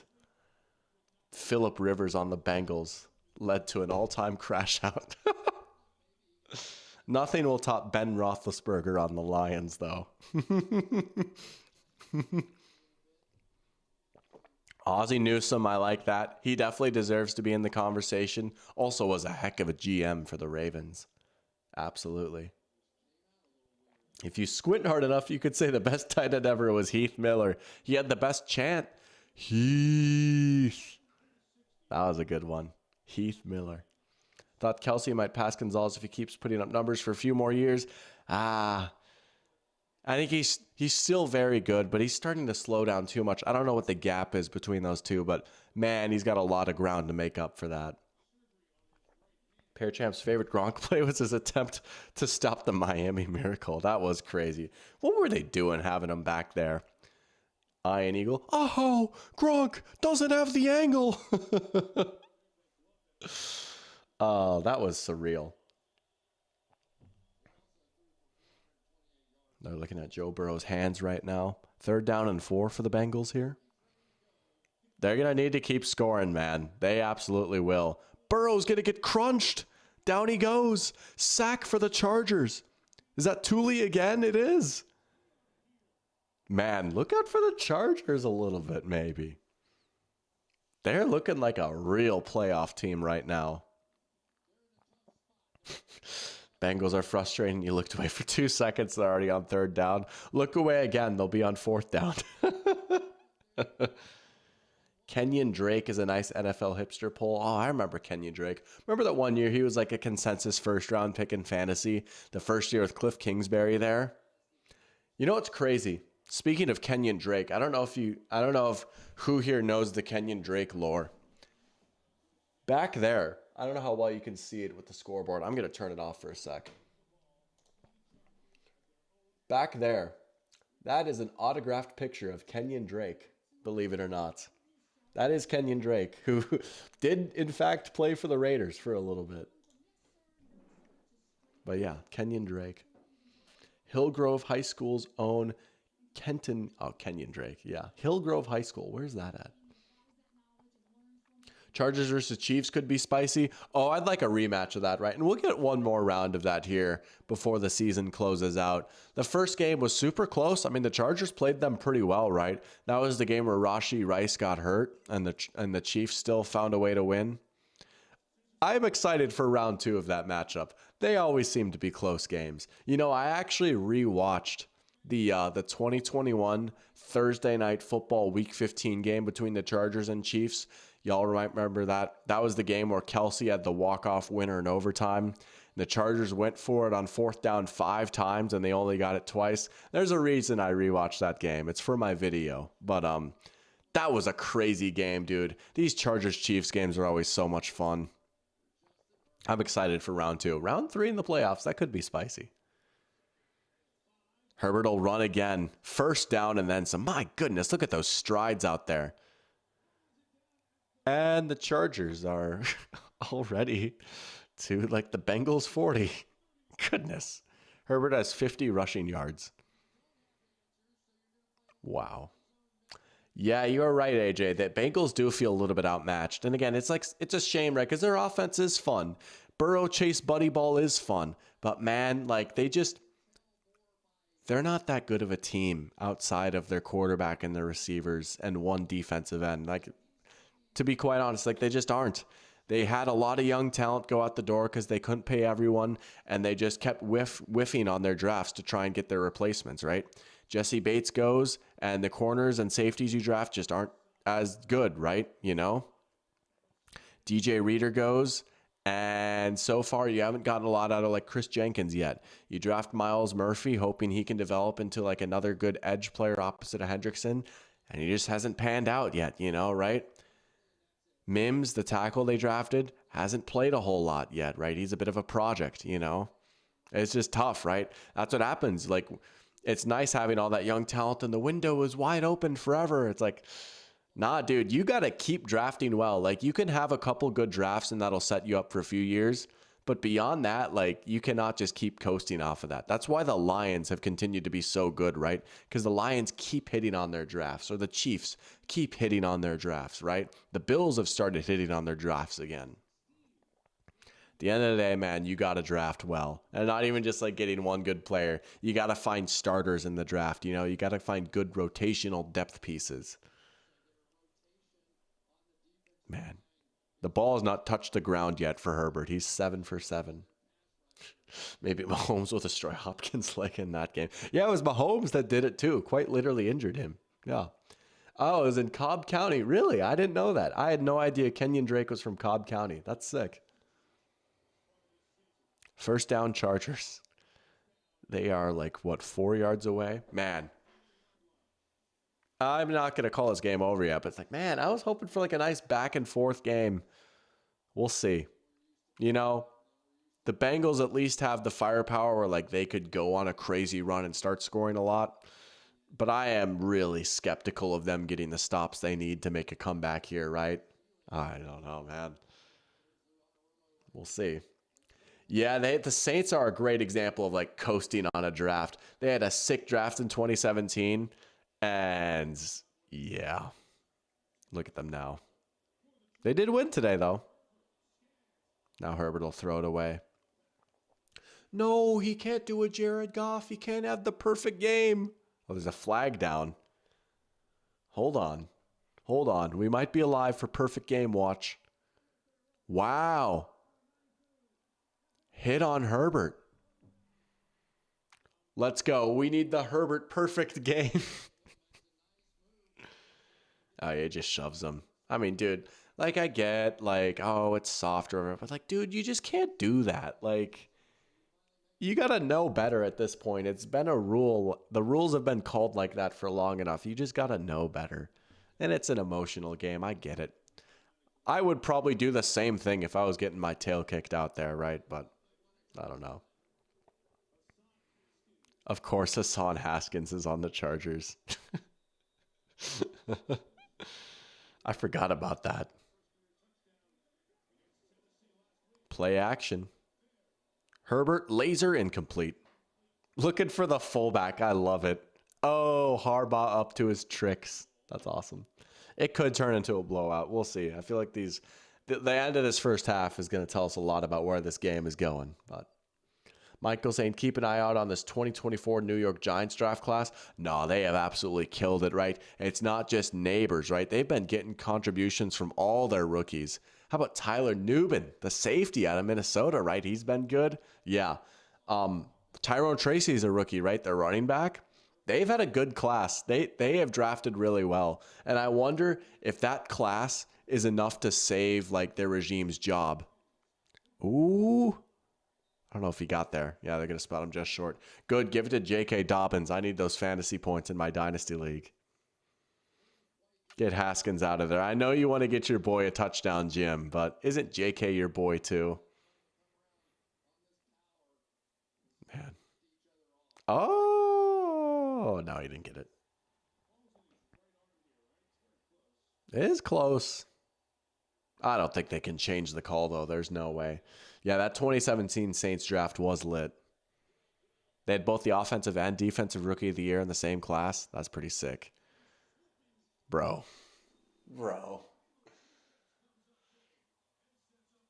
Fourth down and goal for the Chargers.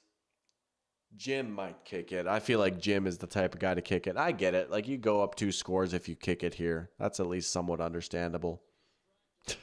I did see the clip where Solak said Cooper DeJean looked like a 14-year-old TikToker, which he appropriately got called out for. It's like, and I say this as someone who I myself am a kid and might have similar youthful exuberance to a young Ben Solak.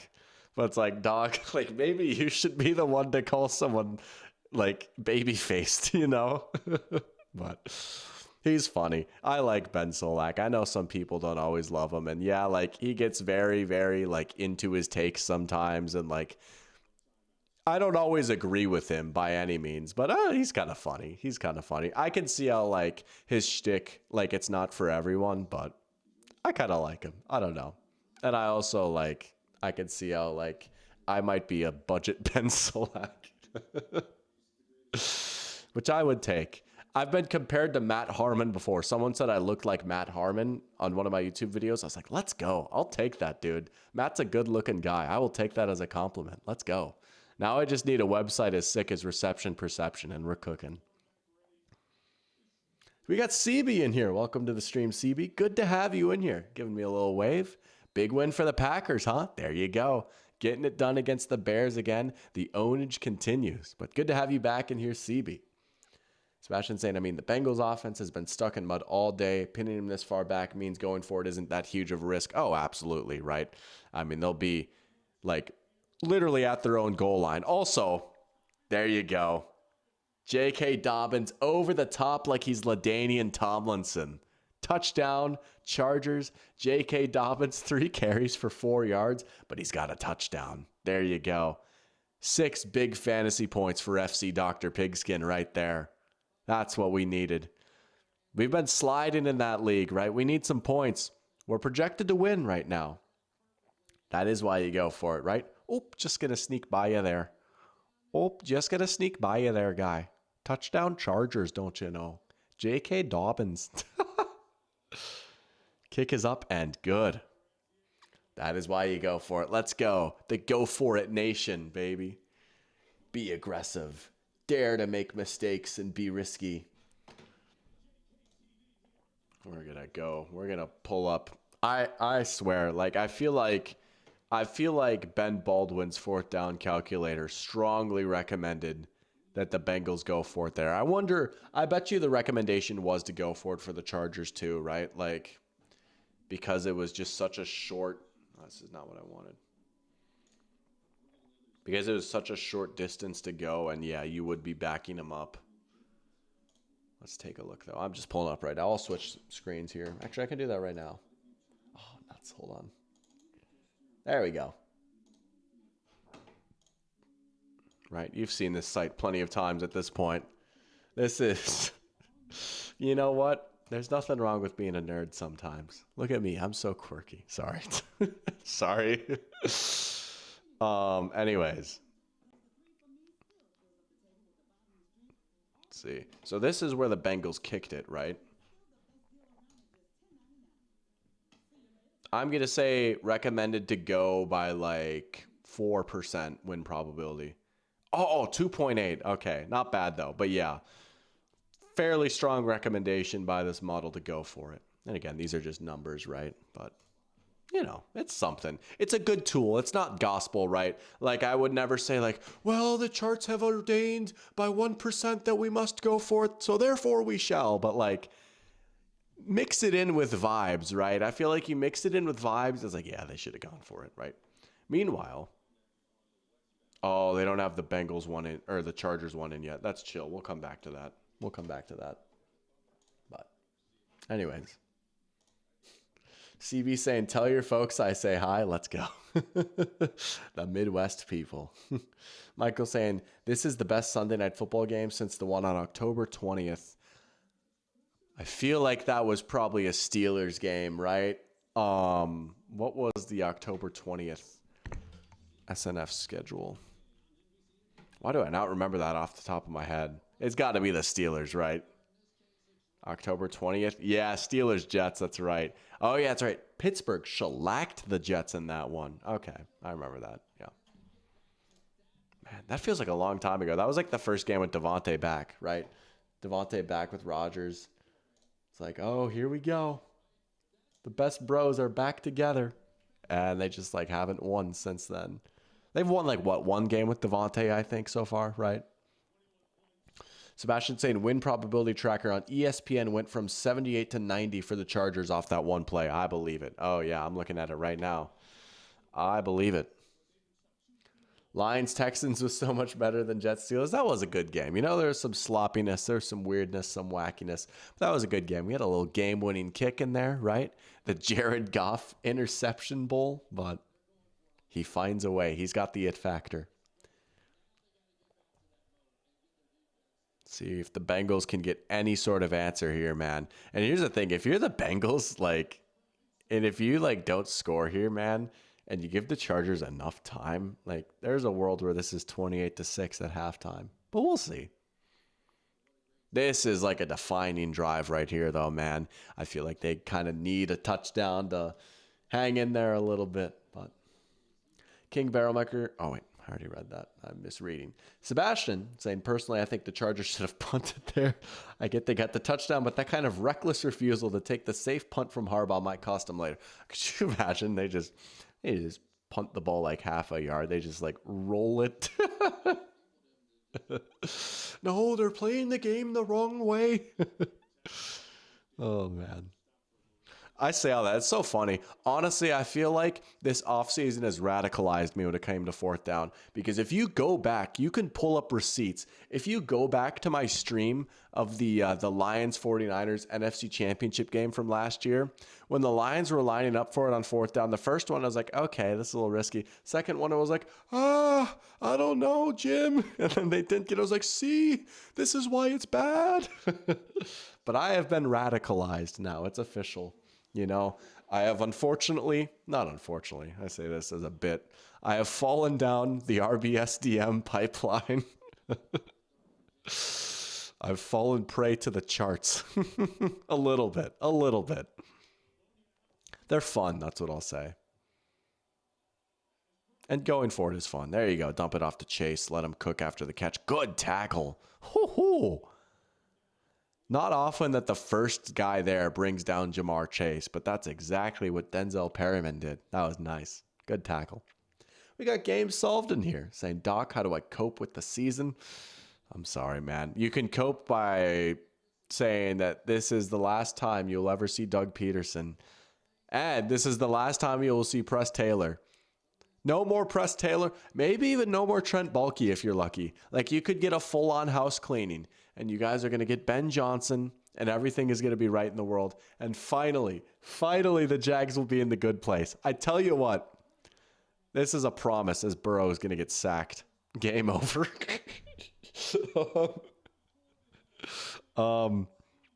Pinky promise, and I don't know what exactly I'd do yet, but I'd do something.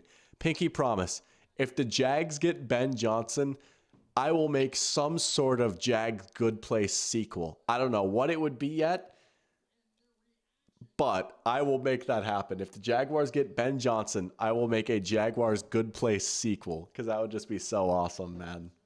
We need it, man. We need it. Wait, Khalil Mack's not even playing. I just completely missed that pregame, but that's cool. Anyways, Bengals are punting. See, here we go. This is like the Chargers could most certainly like score before halftime. Who gets the ball to start the second half? I don't remember off the top of my head. It's the Chargers, isn't it? No. Yeah, it is. It's the Chargers. The Chargers get the ball to start the second half. Ruh-roh, Raggy. Well, maybe we'll have an extended stay at Sporkle. We'll see. Oh, man. Yeah. Only positive that game solved can find is that the Lions versus Jaguars was a scoregami. Yay! Those are fun, right? Those are cool. Little draw play right there. Sebastian saying the NFL rigged the game. They put magnets in the Texans DB's gloves so Goff would throw all those picks. He would just be too powerful otherwise. Dude, that's crazy. Like, that's how good Dan Campbell's Lions are. The NFL has to rig it for them because they're just too epic and awesome. Oh, man. Personally, I think the powers that should be taken away, Goff 5 interceptions, and give them to Sam Darnold instead.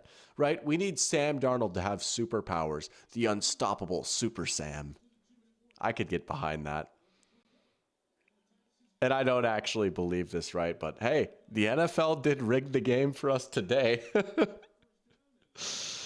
The refereeing was pretty hilarious in the Vikings game. I can't lie. The Vikings maybe got a little bit of help from the Zebras. The announcers were so livid, though. Oh my goodness, that I get it, whatever. They're like, oh, these referees are war criminals.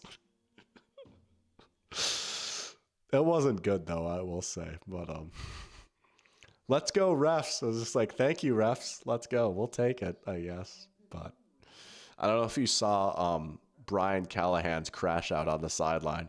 He got a penalty. The Vikings were at the 1 yard line, and the Titans coach Brian Callahan got a personal foul, which was a half a yard penalty because it's half the distance to the goal since you can't be like a 15-yard penalty. So they moved the ball forward half a yard. Then Darnold punched it in on a sneak. But let's go. Here's what I would say, because I tell my family this. Just wear a diaper before some of these games. I'll give them an alert and say, put them on and be ready to roll. Let's go. Let's go. I missed it. I missed that quote. Let's go. That is a great question, AJ. How does Trent Baalke have a job? He's got to have like dirt on someone, right? Because I mean, he and Jim Harbaugh actively hated each other when they worked together in San Francisco. And that's a big reason why Jim Harbaugh even left, right? They had a good thing going with Harbaugh, and Baalke kind of ran it into the ground a little bit. And he has been like pretty bad with Jacksonville. He gets a move right here or there, right? Like, okay, the Christian Kirk signing, all right, he kind of cooked on that a little bit. That was decent at least, right? Or okay, Brian Thomas Jr., that looks like a good pick right now. Even Trayvon Walker, I'm Mr. Trayvon Walker. Obviously, yeah, Sauce or Hutch would have been a better pick, but at least like we're starting to see Trayvon Walker turn into a good player. All right, I'll let that slide at least. But man, I don't know. There's just been too big of a track record of bad moves, and he just seems like an unserious GM. And you consider his history of like butting in with other coaches and stuff. It's like, yeah, he should probably go. He should probably go too. But they might just do a full-on house cleaning, which they probably should. But Parachamp says the Packers just need to beat the Bears 10 more times in a row to break the Dolphins' 20 consecutive game wins record. Yeah, there you go. Who did the Dolphins beat that many times in a row, I wonder? Huh. Where am I on the running backs debate? Do I believe they matter? That is an excellent question. I think they do to an extent, right? I mean, we saw the Vikings try the whole running backs don't matter last year with Madison and Ty Chandler, and it didn't work out very well. And now with Aaron Jones, like the running game has been a massive difference. I will say I do see the logic behind it. And like we see that philosophy work to an extent, right? Like to me, I think the best way to put it is this. Like, and it doesn't roll off the tongue as well as running backs don't matter. Running backs don't matter sounds really harsh and dismissive, right? I think a better way to look at it is if you have a good offensive line and a good scheme, right? Who is carrying the ball doesn't necessarily matter as much. And you can look at like the early Kyle Shanahan 49ers before they got CMC is a good example, right? Or you can look at like some of these Ravens teams, right? Like, you can manufacture a good running game without like Adrian Peterson at running back. That being said, if you have a superstar running back, that's sick, right? And like there is a noticeable jump. Like you compare the Eagles last year to this year, their running game is better. And that's because they have a better running back. Even though they lost Kelsey, they were able to offset that loss by bringing in Saquon over DeAndre Swift, right? So I think they do absolutely matter, but I also understand the logic of like why some teams probably were scared to pay Saquon that much money. I was like, if the Giants paid Saquon, it would not have been as smart of a move, right? Because like they just don't have the infrastructure like the Eagles do. The Eagles absolutely are willing to pay a premium for a running back because they get him. They are going to be like unbelievable with him, right? So. And I just like them. I grew up watching a lot of great running backs, and it's good to see like there are still some feature backs out there. I get the appeal of a committee, and committees can be fun too. If you look at the Lions, right? Gibbs and Gibbs and Montgomery pretty much split carries 50-50, and that's awesome. Like they both got their own unique skill sets. They complement each other well, and they're like part of one cohesive backfield. But I would never be like, oh, like I was honestly like okay with the Falcons taking Bijan at 8, and it still hasn't quite worked out as well as I thought it would. But like, I wasn't. If anything, I was like advocating for it. Shout out Bijan Robinson is bringing running back, but yeah, I stand with running backs. That's what I'll say. So Herbert running again. Herbert's got 59 rushing yards, and it's not even halftime. That's crazy. But I get that, King Barrel Maker. No, I get that, right? Like, I think a lot of it is like depending on like the team's situation, A good running back is kind of like a luxury. Like you should probably focus on building your line first before getting a running back. I mean, if you have one, it's not like, don't ever get a running back ever, but like, if I had to pick, I would build the offensive line first. And then from there, all right, maybe we can upgrade at running back. But Oh, I see that comment. Game solved. Like I said, he played a good game today. I can't lie. I know we had that whole prank, and I've been very vocal about like, oh, I don't think he's a first round prospect or anything. And I still think you got to give a lot of credit to Sean Payton, but I'm going to give some credit to him too. You know what? He had a good game today. I can't lie, man. I can't lie. If they did have him, if the Vikings had Bo Nix, honestly, I don't think a whole lot would change compared to where they're at with Darnold right now. And I still like McCarthy more than Nix. McCarthy obviously has a lower floor, but I think he has a much higher ceiling too. And if there's a spot where that ceiling's going to get brought out, it's here. So we'll see next year, man. I'm a little impatient. I'm a little nervous, obviously, right? But we'll see. Vikings need to bring back Matt Asiata. Oh, man. My favorite Matt Asiata quote. I mean, he didn't say this. This was a quote about Matt Asiata, though. As Herbert fires another seed. Oh my goodness. They're going to get up and spike the ball here. They have a chance to get a touchdown before halftime. What a throw by Herbert, though. But Matt Asiata, you need 2 yards, he'll get you 3. You need 4 yards, he'll get you 3. The ultimate 3 yards in a cloud of dust running back. I once saw Matt Asiata score 3 touchdowns in a game with my own eyes. It was Vikings versus Eagles, December 15th of the 2013 NFL season. Matt Asiata had 3 rushing touchdowns in that game. I think he had like maybe 20 rushing yards, but he had 3 touchdowns. Oh, man. That was a good memory. Greg Jennings had a long touchdown from Matt Castle. Herbert will just throw it away. You got one more crack at the end zone here. It's 3rd and goal. You got 8 seconds left. You can take one more shot at the end zone here. But Sebastian's bringing up hockey again. There is a group of dudes who would show up to New Jersey Devils games in ref uniforms and root for them. Like they would cheer for every time the refs made a call. That's awesome. That's so funny. I love that. Cheering for the refs. That's what I was doing today. Cheering for the refs. Wow, missed intentional grounding call. Oh, incomplete. Wow. Oh, they're going to get a PI. That's going to give them one more crack at it. It absolutely will. It's going to move the ball up to the 1 yard line. It'll be a fresh set of downs. They can try one more shot at the end zone if they want here. It'll have to be a quick hitter, but they can absolutely do it. That's a big penalty. That might cost the Bengals 4 points right there. They get one of the rookies on it. Man. Oh, I think 4 seconds is enough for a really quick play from the 1 yard line, I would say. You could kick anyways. I get it. You're up big. But you could, I don't know, you could try one play. You could do a quick passing play in 3 seconds. You're at the 1. I get it. I'm not going to blame them, right? Don't get too greedy, but we're going to get the Sporkle website pulled up here.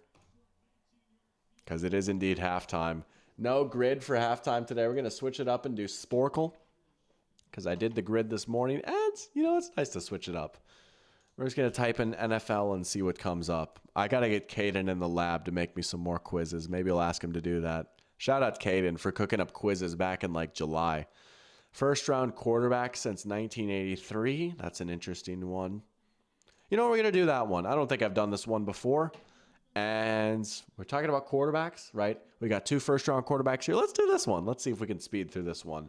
I'm not going to lie. We're going to start with the more recent years. We're going to get Bo Nix for the Broncos. We're going to get J.J. McCarthy for the Vikings. We're going to get Michael Penix for the Falcons.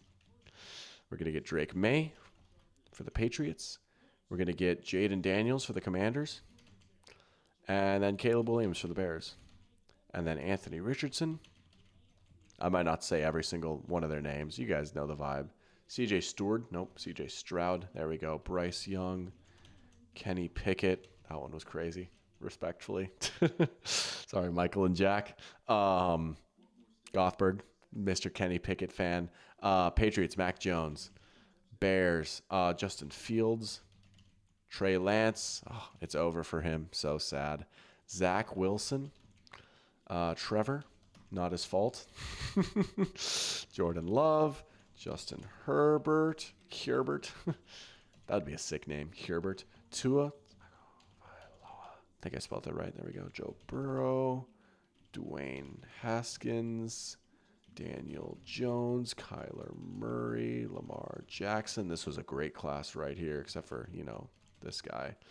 Josh Allen, Sam Darnold, Baker Mayfield, redacted, Patrick Mahomes. We're cooking right now. Mitch Trubisky.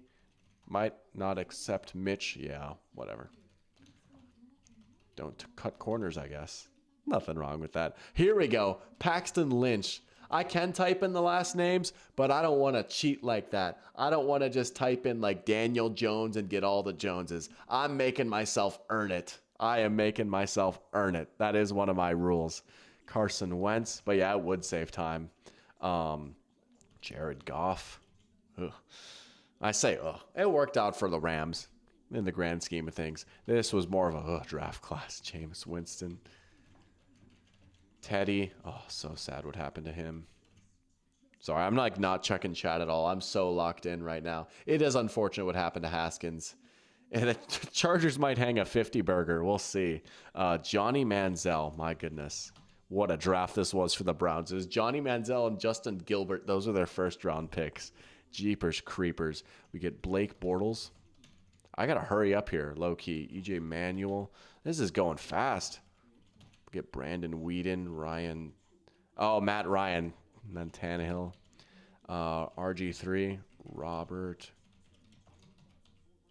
Andrew Luck. Won't say this guy's name. Blaine Gabbert. Jake Locker. My goodness. 8th overall pick. Cam Newton. Tim Tebow. That's right. Yeah. That was insane. Sam Bradford. Josh Freeman. Vikings legend. Remember that Monday night game against the Giants? We'll get Mark Sanchez. We'll get the GOAT, Matthew Stafford. We'll get Colts legend, Joe Flacco. Brady Quinn in 2007, right? Notre Dame guy. Yep. Jason Campbell. We used him on our grid this morning. No. Jamarcus Russell. I'm tripping. Jamarcus Russell. Jason Campbell was not drafted by the Raiders. He went to the Raiders later. Okay. Jay Cutler. Here we go. We're starting to get into the depths of it. Oh, Cardinals 2006. Matt Leinart, right? Yep. Titans 2006. Vince Young. Here we go. We're starting to get into the earlier years. Aaron Rodgers, Alex Smith, first overall pick. Another good example of a quarterback that turned their career around, right? Everyone looks at Josh Allen as like the ultimate example, and I get that. Alex Smith is a great example. He was a bust his first few years in the league, and then he really turned it around. JP Lausman. Oh my gosh, yeah, JP Lausman. Big Ben. Then we get Eli Manning. Oh, I guess technically Phillip Rivers, right, was drafted by the Giants. And then we get Eli Manning, which Shedeur Sanders is like threatening to do that. Who's Scott DeWaz's favorite player? I have no idea who you're talking. Is it like Vince Young? Is that like a Madden cover joke or something? Maybe I'm missing something. I haven't watched him in so long. I used to watch him a lot in high school. Hey, y'all, it's Scott here. Something like that, right? Anyways, Bears 2003. Why am I like out of time? That's crazy. All right, I just got to get like some of these, like John Elway, for example, Jim Kelly, Jim O'Brien, right? Is that his? No, who was it? Ken O'Brien was in that draft class. Dan Marino. Oh, geez. Okay, see, we're gonna like Vinny Testaverde. We'll also get Steve Young while we're thinking of him. No. Okay. Shoot, dude. Okay, David Carr. We'll just get Michael Vick. Oh, Chad Pennington. Bears 99. Vikings will get Dante Culpepper. I'll get lazy and just type in. Bengals 99. Achilles Smith. Eagles 99. Donovan. Dang, I feel like I didn't get enough time for this one. Whatever. Excuses. McNabb. Browns, Tim Couch, Ryan Leaf, Peyton Manning, Jeff Garcia, 98? No, who was 98 for the 49ers? Crazy. There's some guys I don't know how to spell their name, and I'm not going to go do all that. Ravens, 2003. Is that Kyle Buller? Oh my gosh, it was. Jags 2003. David Garrard. No? What? Okay. I stand corrected. Heath Schuler, right? Oh, wrong era. Byron Leftwich, that's a good one. And then we'll also get Rex Grossman. Wow, Rex Grossman for the Bears. That checks out. Shout out chat coming through. I haven't looked over in a minute, but I will try that Sporkle quiz next, actually. I'll go find that. I love that. Joey Harrington, that's who I was thinking of. There you go. We're starting to cook a little bit. Let's see. Oh, Carson Palmer. I'd be kicking myself if I didn't get that. Washington 2002. Oh, who is that one guy? Oh, he was good in college. I mean, no duh. Oh, what's his name? He was in a commercial. Or am I thinking of Joey Harrington? I already put him. No, who was it? I don't know. Nuts. Okay. Some of these older ones we're really lacking on. It's kind of embarrassing. Patriots, Drew Bledsoe. Panthers 95. It's like that Steve Burleyan guy, right? But I can't spell his name right. Cardinals, Falcons. Oh, no. Troy Aikman we'll get for the Cowboys. Jeff George. Yep. Seahawks 91. Is that Dan McGuire? Mark McGuire's brother? It is. No way. Bengals 92, Broncos 92, Seahawks 93, Bucks 94, Oilers 95. Oh, McNair, right? Steve McNair. Bang. Let's get one more. Delhomme wasn't a first rounder, was he? No. Shoot. We'll take 91. That's pretty good. We'll take 91. Tony Eason. Yeah. Okay, we got one more. We got Tony Eason. Yeah. He was on the 85 Patriots that had to play the 85 Bears in the Super Bowl. Great pull right there from Sebastian. Patrick Ramsey. Wow. You know what? We'll take that, though. That was pretty good. Average score of 39. That surprises me. We'll take an 85%. Man, we had to like speed through that one a little bit. But let's go find game solved quiz. True or false? Let me see if I can copy and paste this. That is sick that you made a quiz. We got to go do this. Let's see how well we remember the 2022-2023 season. Here we go. Let's go. It's game solved, dude. That's sick.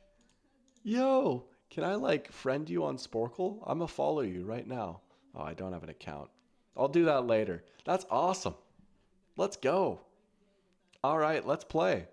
True or false? True or false? The defending champion Rams snuck into the wild card round. That is false. The Rams statistically had one of the worst championship defenses ever. Yep, they were 5-12. They were terrible. Due to mediocre quarterback play, the Jets went 5-12. That is also false, right? They had a great defense that year. They won 7 games. The quarterback play was mediocre, but they did win a few games. They're in the playoff hunt for a little bit. Raiders had the 3rd best record in the AFC West. Oh, this is where it starts to get niche. Okay, let's see. So it's been in 2022. So Chiefs at 1. Broncos were last. Were the Chargers second? Yeah, because they made the playoffs. That's true. Bang. There we go. Colts beat the Vikings after being down 33. Nope. Other way around. There you go. 2022, 2023 is the Cowboys year. Nope. Good thinking. That's awesome. First game of the season was Eagles-Bills. Nope, it was Bills-Rams. Bills won Super Bowl. No, they did not. Oh, they had a good shot that year, though. Josh getting hurt kind of changed their season, though. Mahomes did win MVP. I honestly think this was Mahomes' best season. He was ridiculous this season, dude. He's the last 5,000-yard passer that we've had. You know, it's crazy. Yeah, they did have the 29-0 game. That was a crazy game. Oh, I remember that inspired my Jaguars love right there. I fell in love with the Jags in that moment. Browns' Nick Chubb rushed for over 10 touchdowns. I believe it. Yeah, I believe it. That was like the last year he was fully healthy. Lamar rushed for over 1,100 yards. No, I don't think so. He was kind of injured that year a little bit. Yeah. Chiefs had 4 wins, 1 loss, and 1 tie against their division. No, the Chiefs... Did the Chiefs tie? I know there was like a few ties that year. I don't think the Chiefs tied, though. The Colts tied the Texans week 1, didn't they? But I don't think the Chiefs tied. Yeah, there we go.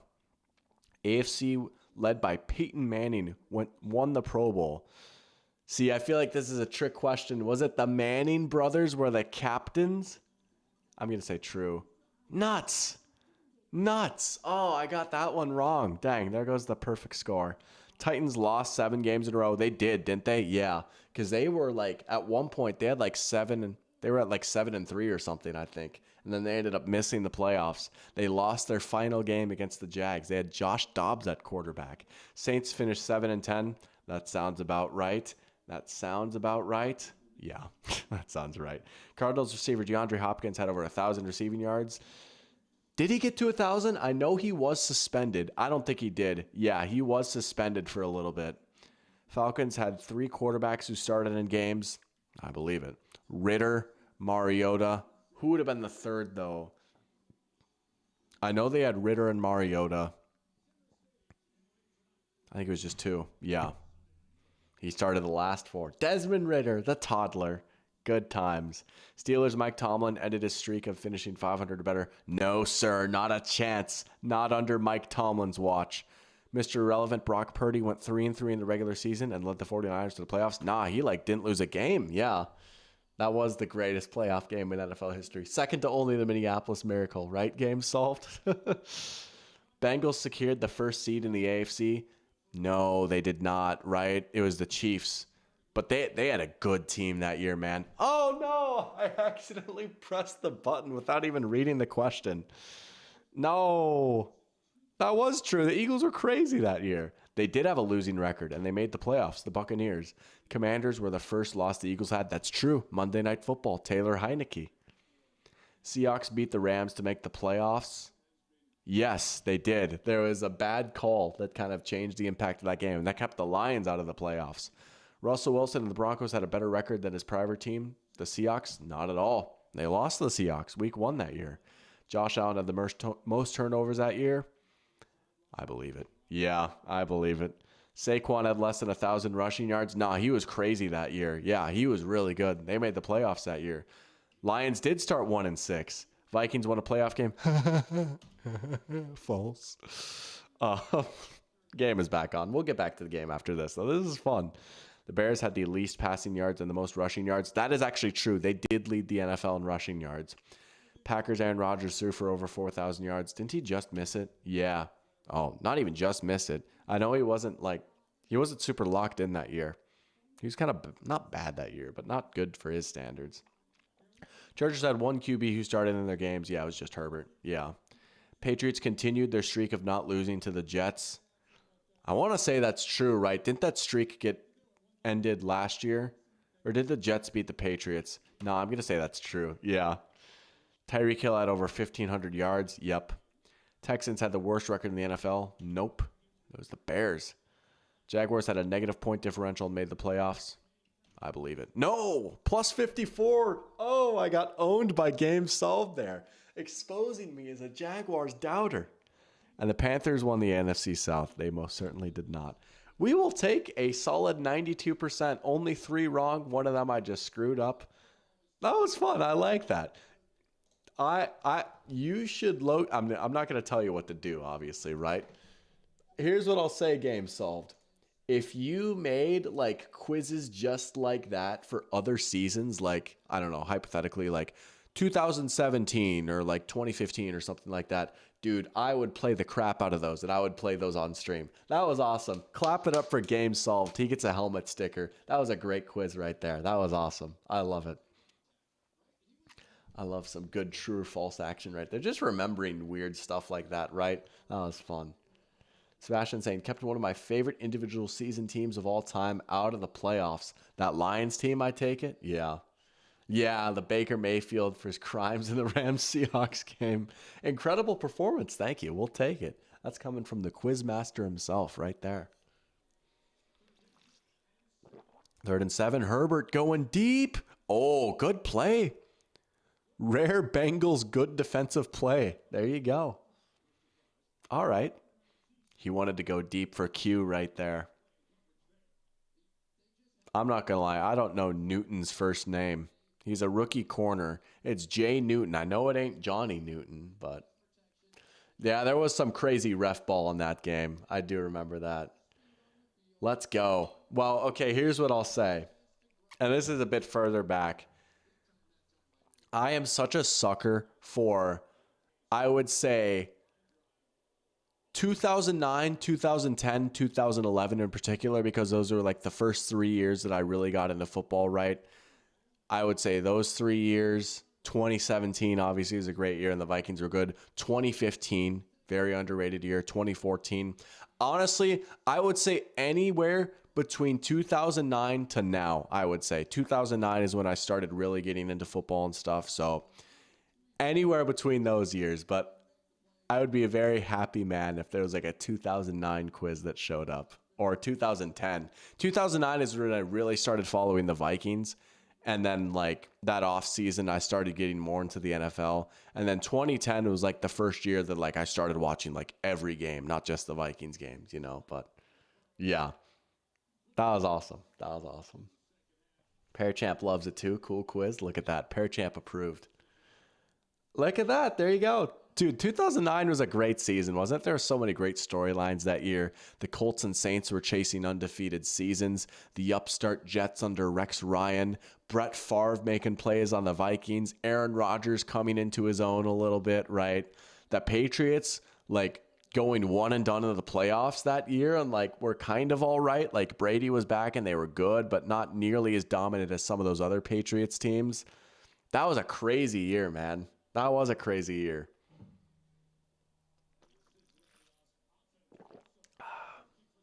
Bengals facing a 3rd down and 10 now. They kind of need this.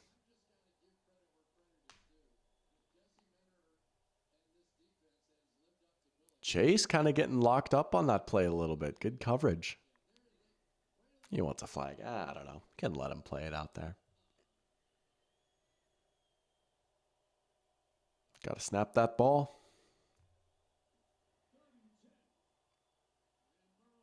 Down he goes. No flag. Chargers get a 3 and out. Man. Bengals have kind of come out flat here in the second half. They get a big stop on defense that they need, and then they just like go out there and just 3 and out. Excuse me. My goodness. When I say that, I mean like 2009, 2010. So like 2009 regular season, and then like the postseason bleeds into 2010. So the year the Saints won the Super Bowl, pretty much, if that's a better way of putting it. But Tony Romo got his first playoff win to confirm it was the Cowboys' year that year. Then Minnesota happened. Dude, honestly, I think that is like the gold standard for Vikings dominant performance that I've seen. I was actually in Minneapolis for that game. I wasn't at the game, but I was visiting my aunt and uncle who live out in the Twin Cities, and we watched that game.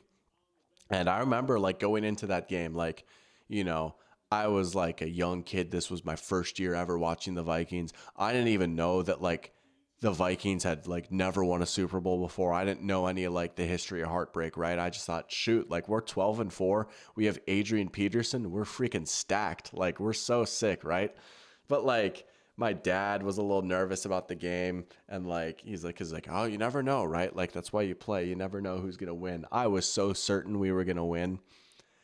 And like going into pregame, like all the announcers and stuff are talking about like how, wow, Dallas is like the hottest team in the NFL right now. They're on this big winning streak, and Tony Romo got his first playoff win, and they crushed the Eagles in their first playoff game. Like maybe Dallas can pull off the upset. Vikings win 34-3. I mean, it wasn't even close, dude. The game was over after the first quarter. I remember watching that game. I was like, holy crap, we might actually be the best team in football. Oh, we won't talk about what happened next week, but that week I was like, oh my goodness, like these guys are just not at the same level as us. But yeah, good. That was a good year for the Cowboys though. Tony Romo played well. DeMarcus Ware was really good that year. That was a good Cowboys team. 2021 was a great season too. Let's forget about that one in 2022. No, I was actually thinking about this the other night. Honestly, I feel like there's a lot of different ways you can frame this. I honestly think the 2021 season was like the end of an era. I think that you can like very nicely put like an era of football between 2011 to 2021, right? And one thing to look at is like, oh, that was like really the last year where like scoring was big league wide. Like the scoring dip and the passing yardage dip started to happen in 2022. So there's that, right? Defenses started playing differently. You know, I've got a whole video about it. I don't need to like rehash it, right? But beyond that, you think about everything else that happened in 2021 and how things changed in 2022, right? 2021 was really like the last year that Aaron Rodgers has been like an elite quarterback. It was the last year of Tom Brady being an elite quarterback. Like he was fine the next year and Rodgers was fine, but like nowhere near that standard, right? It was the last year of Al Michaels being in the booth for Sunday Night Football, right?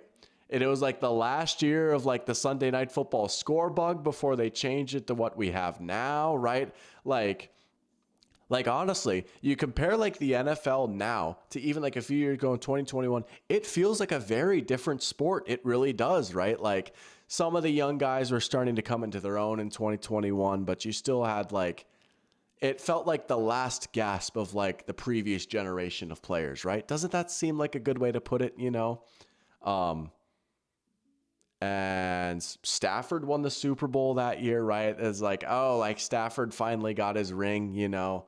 I don't know. To me, I feel like 2021 is like the season finale or the series finale of that iteration of the NFL, if that makes sense. That might make for like an interesting video or written piece one day.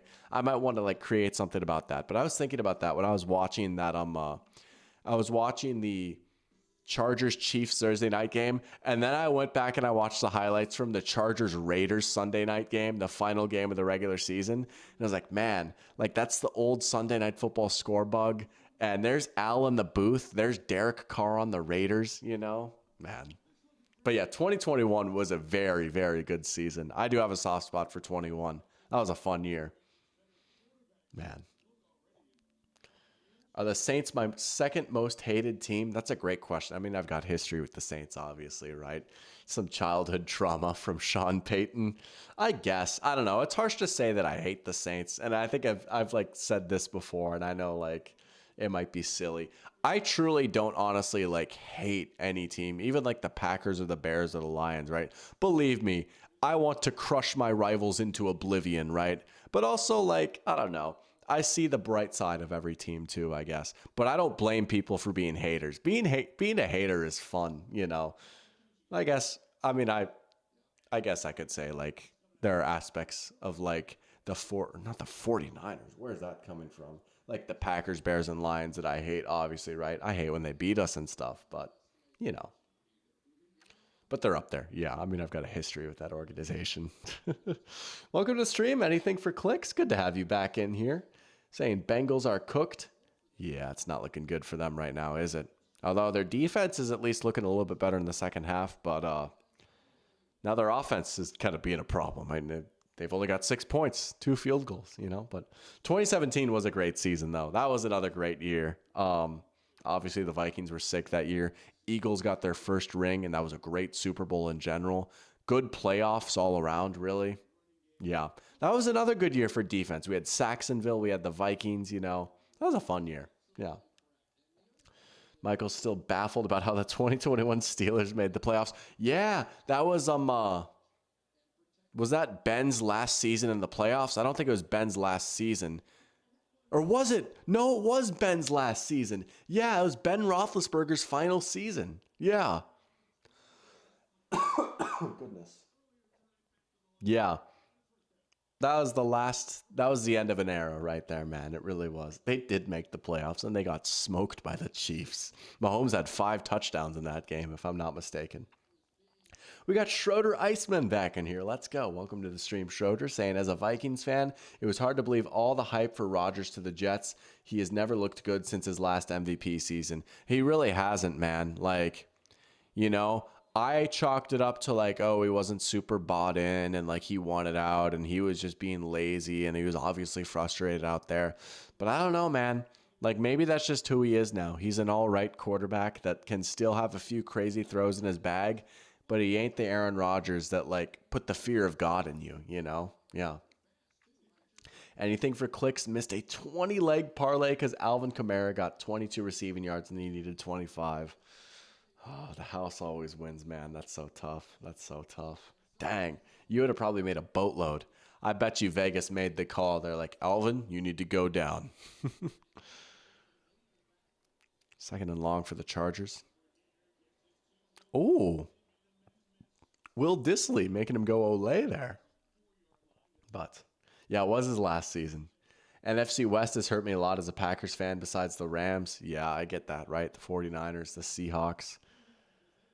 The Cardinals. Yeah, the Cardinals did beat the Packers in 2009 and in 2015. Yeah, very true. You know what? That's an excellent point. But you guys did beat McVay's Rams in the playoffs in 2020. That was the last game ever. Jared Goff on the Rams.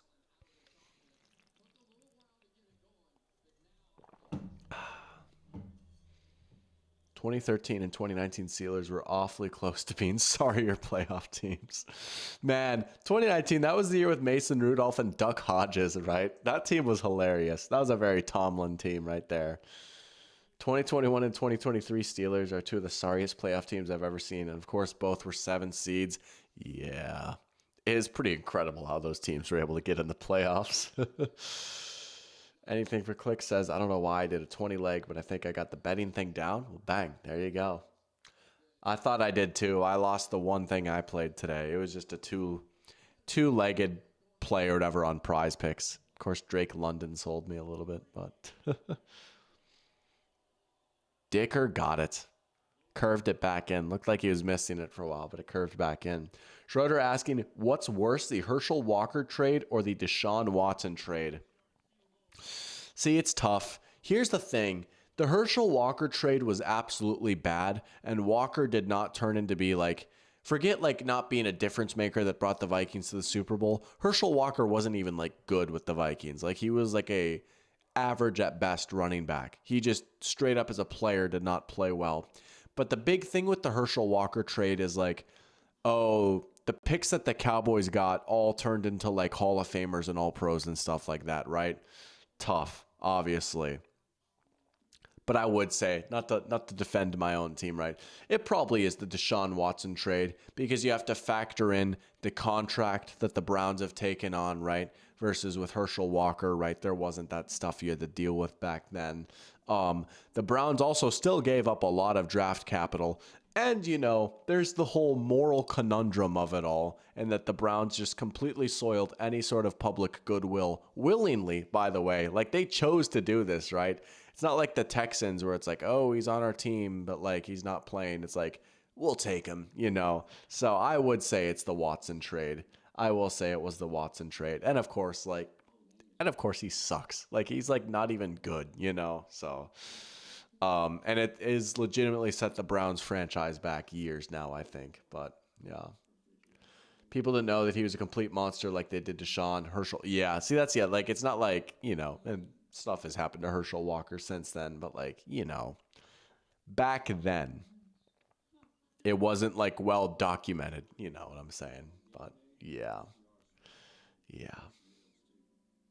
King Barrelmaker, you're a Rams fan. You know what's crazy? I don't know that I ever knew that before. Maybe I like didn't like put 2 and 2 together, or maybe you said it and I missed it.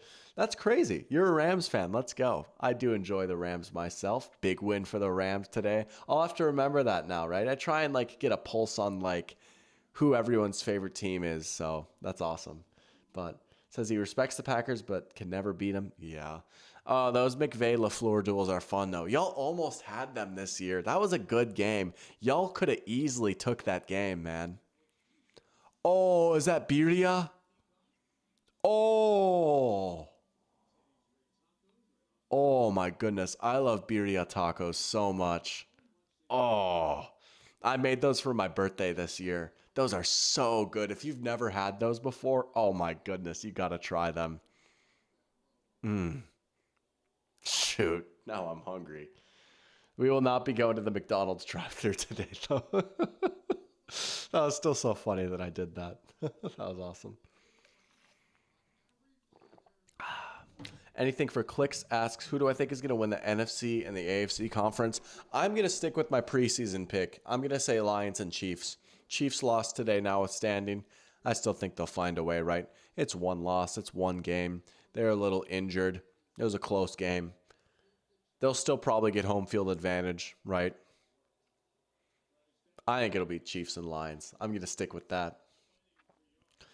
Especially in 2017, LaFleur was their offensive coordinator. It's the master versus apprentice match. Dude, I love those so much. The Shanahan tree matchups, right?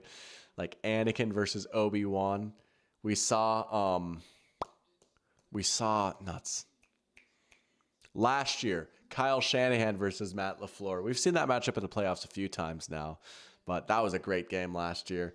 Nah, we won't do a Victory McDonald's stream today. I already ate dinner. I'm not actually that hungry right now. I mean, I'm a little hungry, but nah, we got to save that for special occasions. We'll do something like that soon though, because that was fun. Burrow missed him. Oh, he had Burton open and he just overthrew him. Oh, man.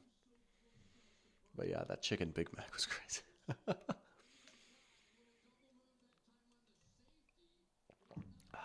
King Barrelmaker saying, this Chargers defense just highlights how bad Brandon Staley was as defensive coach.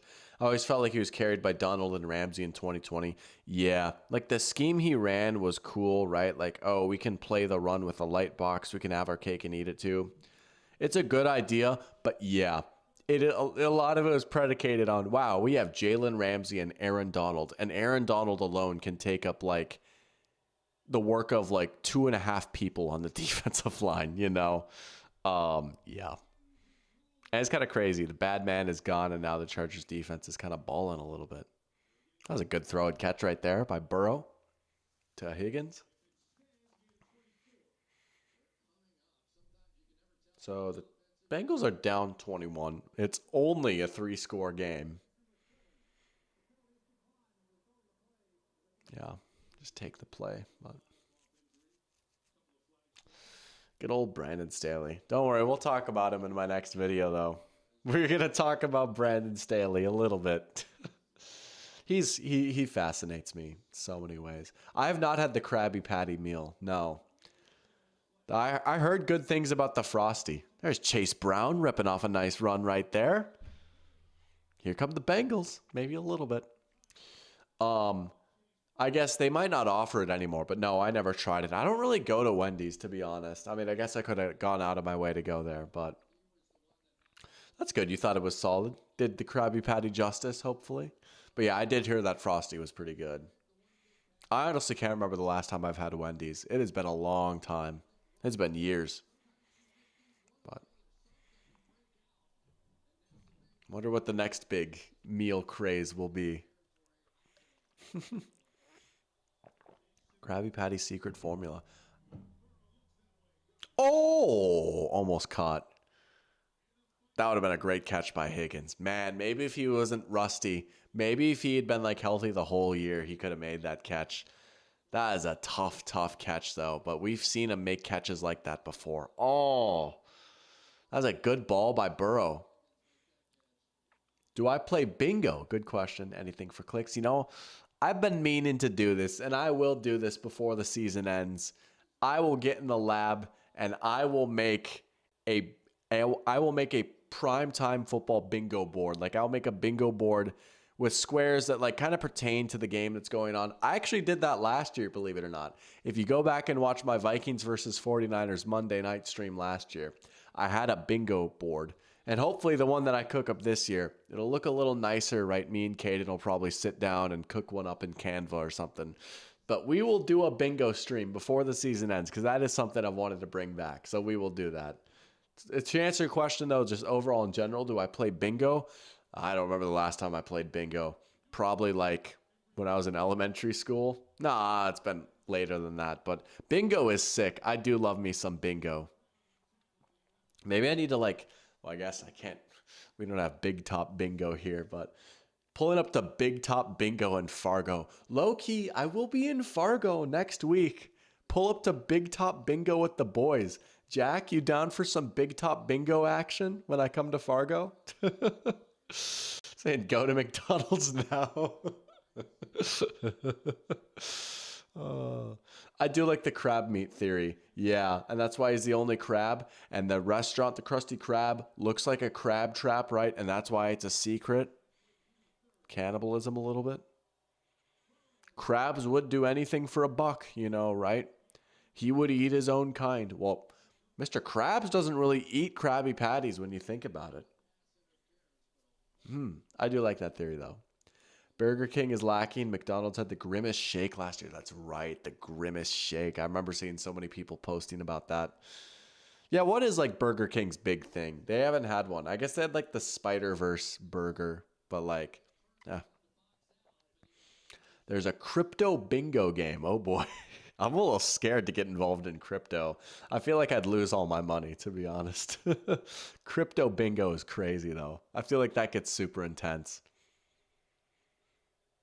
See if the Bengals can actually cash in the red zone here. Not there. Chase Brown getting stuffed. Is that Puna?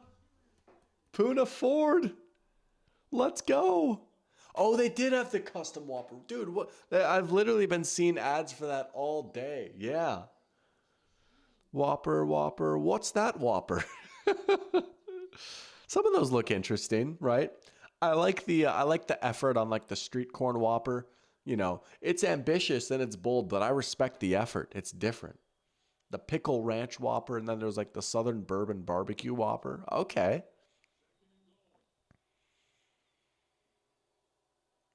Burrow, he's going to throw it backwards, and the Bengals lose yards for a second straight play. Rut-row raggy.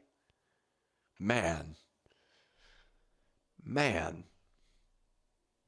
Oh, Cincy. King Barrelmaker detests the 49ers, but he has to admit they've had some horrible luck this season.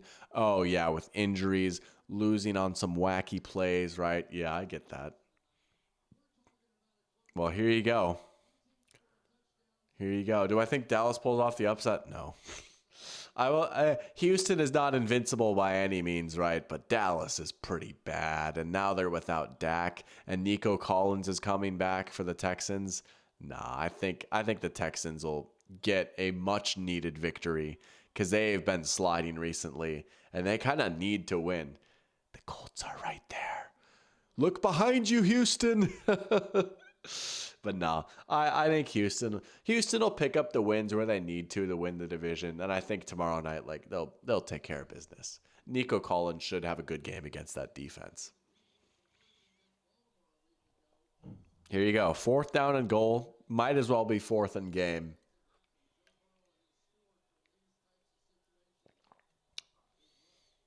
Toss-up recommendation? Nah, I mean, you have to go for it, right? Here comes the blitz. Chase holds on. Touchdown. All right. The game is not over. He just wiped the ball like a butt. We got a player down meanwhile. Doesn't look good.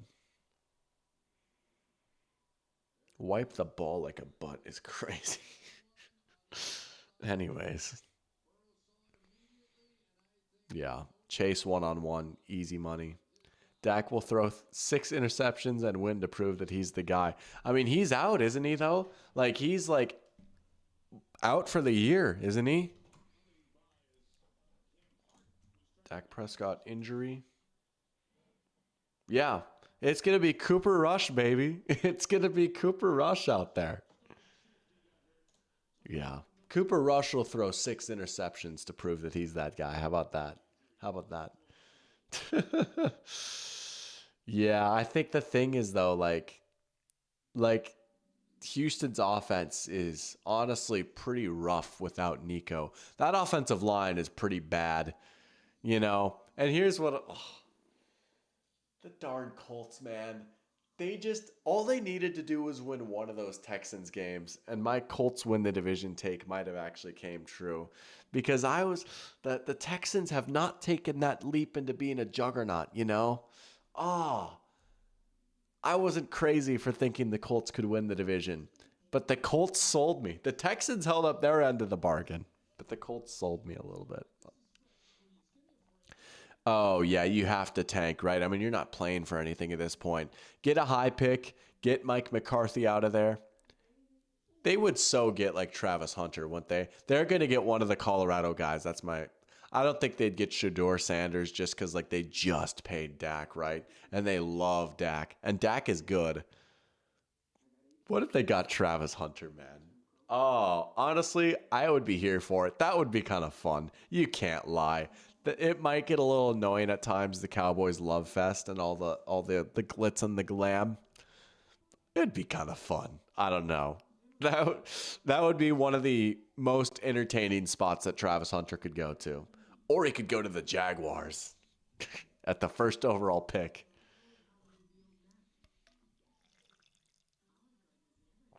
I honestly have no idea who's going to go first overall. It's a weird draft. Not a great looking quarterback class, but there's some good players at other positions. You got Will Johnson, you got the two LSU tackles, Will Campbell and Emory Jones.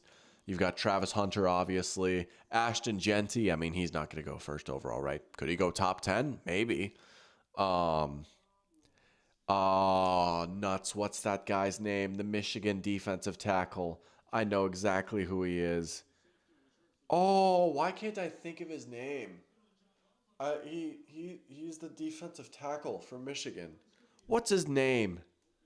Oh, what's his name? I gotta Google it. That's so tough. I'm about to Google Michigan defensive tackle. Mason Graham. I know. It didn't pop up yet. It's Mason Graham. That's who it is. That's who I'm thinking of. Mason Graham.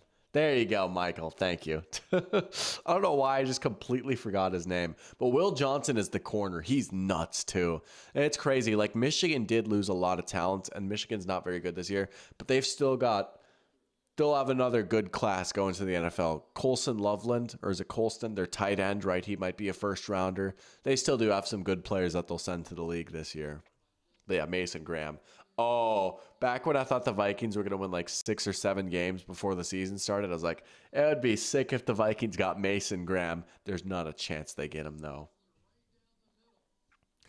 Dallas probably should pick line, though. Yeah, they could use it. Especially, Dallas could honestly use Mason Graham. Like, they tried a Michigan defensive tackle with Mozzie Smith, and that hasn't quite worked out. But they need help up front, man. They really do. Yeah. More hilarious panic move: Lincoln Riley to Chicago or Deion Sanders to Dallas. Deion to Dallas would be hilarious. I could get down with that. Oh, could you imagine they hired Deion and then, I mean, it would be funnier if they drafted Shador, but it's probably more realistic that they would get Travis Hunter. Could you imagine though? Could you imagine? Oh man. Oh. 14-point game here. You know, the Bengals have gotten a few stops. You can't necessarily count on that every possession with this defense, I don't think, but the game is not over yet. Anything for clicks asking, do I think Caleb is a bust? No, I don't think so. One, I mean, I think it's too early to tell. Two, like, I thought he played a pretty good game today, all things considered, right? It's going to be easy to, like, backtrack on this whole, like, oh, he's going into the best situation ever. I was thinking something along those lines, but I miscalculated like how bad this offensive line would be. I was wrong about Shane Waldron, right? Like,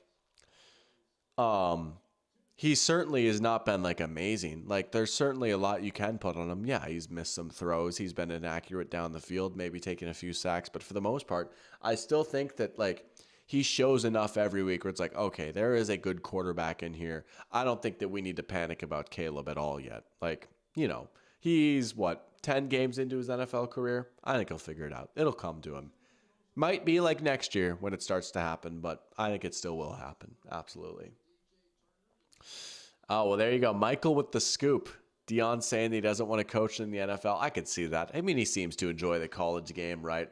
His personality seems more suited to be a college coach than an NFL coach. Yeah. Oh, but wouldn't that be funny, dude? Deion on the Cowboys. But no, Deion in Colorado is good for college football, I really think. Not everyone likes Colorado, whatever, right? But again, they're fun. You can't deny that they're fun. If Colorado got in the playoff this year, I would watch it. I would absolutely watch it. Are you kidding me? We all would. Do I watch Merrill Hodge? I don't actually. I've heard he does great work though. I don't know if he's still with ESPN or not, but I've heard he does a pretty good job, right? He does a lot of those breakdowns. Former Steelers running back, worked at ESPN for a little bit, but no, I'm not aware of what Merrill Hodge is doing these days, but I'm assuming he has a Caleb take or something maybe.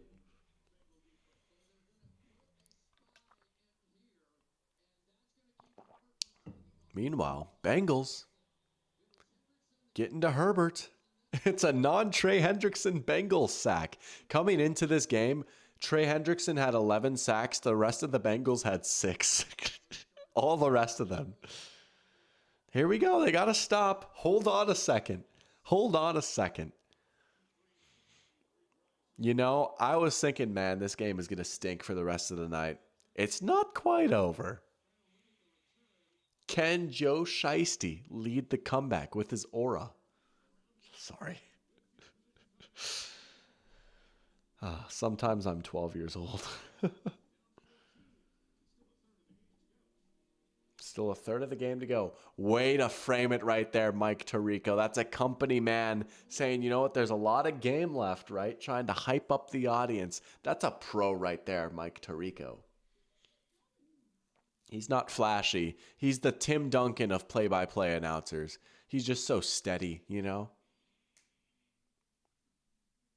I think he's balanced out well by Collinsworth, who seems to have gotten a little bit zanier, but I don't mind it. I don't mind zany Collinsworth. Week 1, the Lions-Rams game, he's like, oh, Matthew Stafford, that was redonkulous.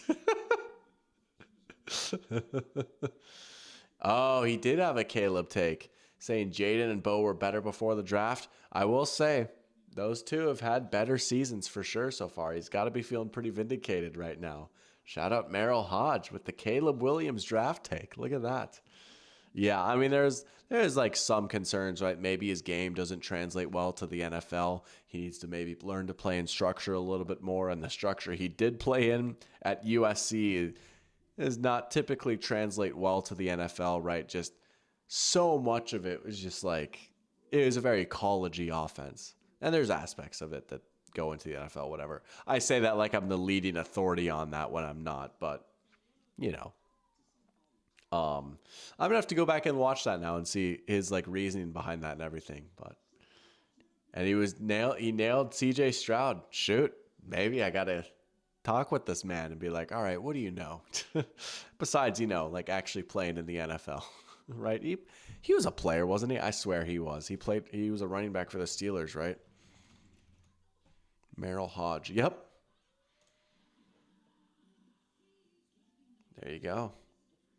10th round of the 1987 NFL draft. What media company is he with now?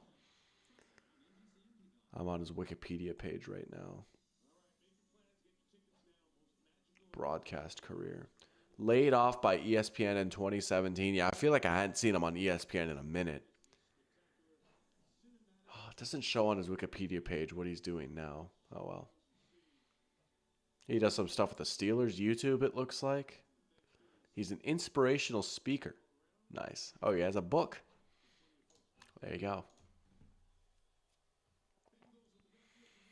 Bengals with a chance here. Got the ball starting at midfield. You know, I respect that. Independent content creator. I respect that.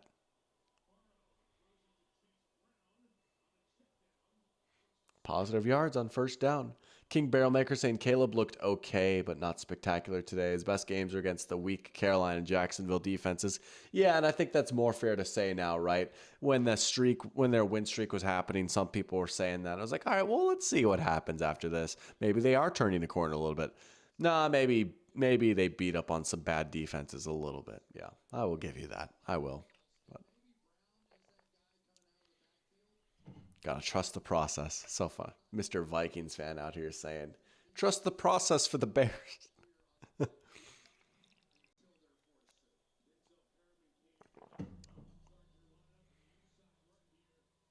you go. 3rd and short for the Bengals. Los Angeles Falcons watch.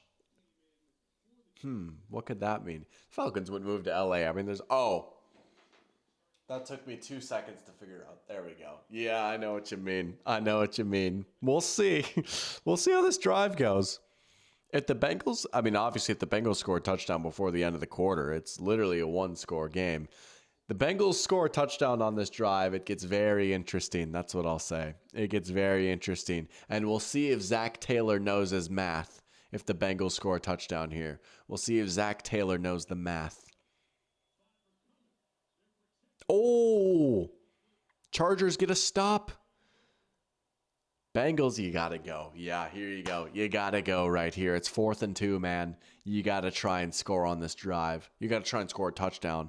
Field goal does not do you a whole lot, especially at this point in the game, right? You're only going to get, so many possessions the rest of the way. It's not about going down by points. It's about going down by, reducing the possession margin. Toss-up recommendation? Nah, you got to go for it. This ain't no toss-up. No, boo. Oh, come on. They're going to call timeout. They still had time left. Here's what I'll say. I don't think that was a case of them trying to draw them off sides. Right?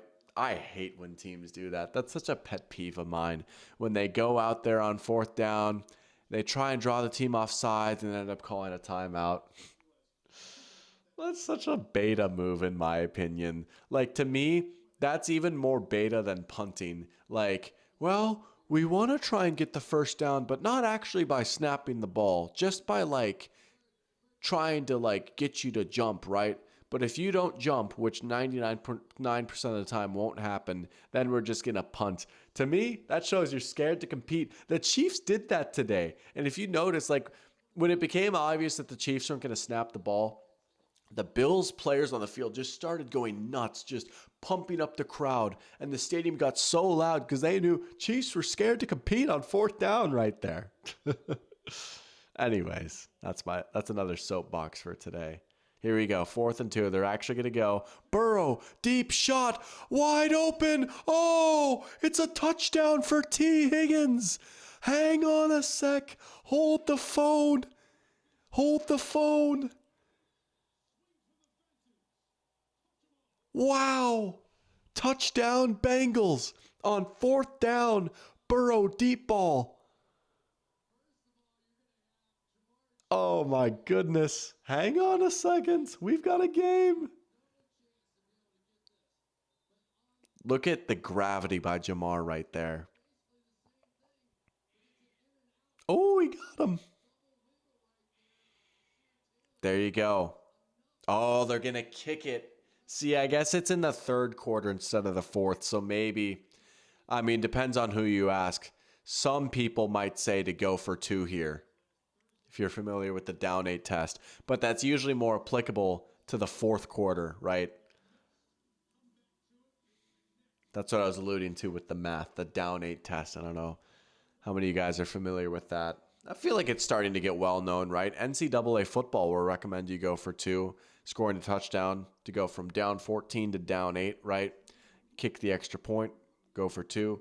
If you do it late in the 4th quarter, right? The logic behind it is, if you get the first 2-point conversion, you're now down 6, right? One more touchdown, you take the lead. You can avoid overtime. That's the whole goal of avoiding. That's the whole goal, is to avoid overtime. You don't have to do the coin toss or anything, right? And you just have a higher chance of winning the game in regulation versus overtime. If you don't get it, good news is you're still just down 1 possession, right? Get another touchdown, which you'll need regardless. Go for 2 again. You get it, then it's a tie game. Same thing that would happen if you just kicked it both times, right? Exactly. Yep, exactly. That's why you go for 2 the first time, because if you don't get it the first time, you can come back and try again. And the numbers play out statistically. If you look at throughout recent NFL history, the past 5 years, right?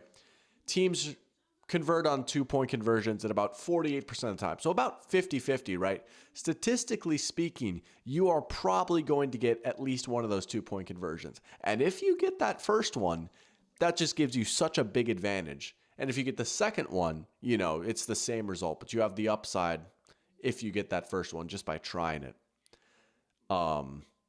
Versus like if you don't go for two the first time and you just wait till the end, if you don't get it, you lose. It's over, right? So, but that is the down eight test in a nutshell. I don't know how well I explained that. If you like look it up, someone from Harvard made a super easy to understand flow chart of like all the different percentages. But we've seen some teams do it. The Packers won a game literally doing it last year. So did the Titans. So we've seen it work twice in the past year, and it's a very rare situation, right? And usually, like if you ask like some analytics people to say, well, actually, like starting with like 7 minutes left in the third quarter is when you should start doing it. But general logic is like fourth quarter is when you would do that. But yeah. Look at that. We had a nice little discussion here. Sebastian talking about it. Yeah. No, see, like you talk about it for 5 minutes, like, oh, yeah, I get it. Right. And it baffles me that there are coaches that won't do that. Like it'll be like actually like 9 minutes left in the fourth quarter and they just won't do it. It's like, all you need to do is like have a 5-minute conversation with like the nerdiest person on your coaching staff and you'll be convinced, but yeah. I think if you kick the extra point there, I understand going for two, but it's early. That is true. It is maybe a little early to do that, so I get that. I'm not going to kill Zach Taylor for that. Yeah. But I wasn't assuming they were going to hit like a 40-yard touchdown there. I thought like, oh, they get a touchdown like right at the end of the third, start of the fourth. They might try it, but excuse me. Anything for clicks? Asking, do I think Miami will make the playoffs? They have a shot again, like that 7 seed in the AFC. Like there might be a team with a not amazing record that'll grab it. Miami has been playing pretty well since Tua came back. They really have been. They had a big win here today. They have some winnable games coming up on their schedule. I don't know. They might have still just dug themselves in too big of a hole, and they will have some tough games to close out the year.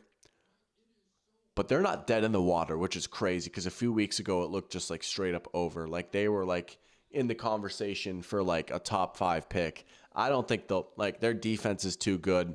Tua's playing well. The offense is looking a lot better. They could. That's what I'll say. I'd give them like maybe a 30% chance, which is significantly higher than a few weeks ago. Parachamp saying, is this going to be like the playoff game against the Jags? Oh, I bet you so many Chargers fans are having flashbacks right now. I mean, there's just so many just wacky Chargers late game moments. Like, not even just the Jags game. That's definitely the biggest blown lead that comes to mind. But, yeah, the Chargers sure do like selling. That's what I'll say. Here's a third down, man. The Bengals could get the ball back down 7 before the third quarter's even done. Oh, Herbert got McConkey. There you go. Oh, they needed that. They desperately needed that first down. That puts them into plus territory.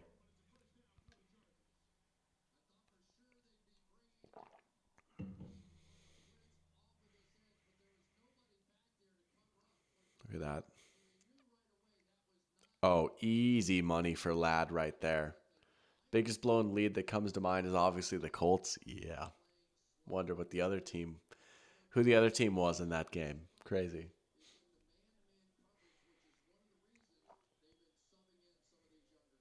I just looked over at my screen. I know what play happens.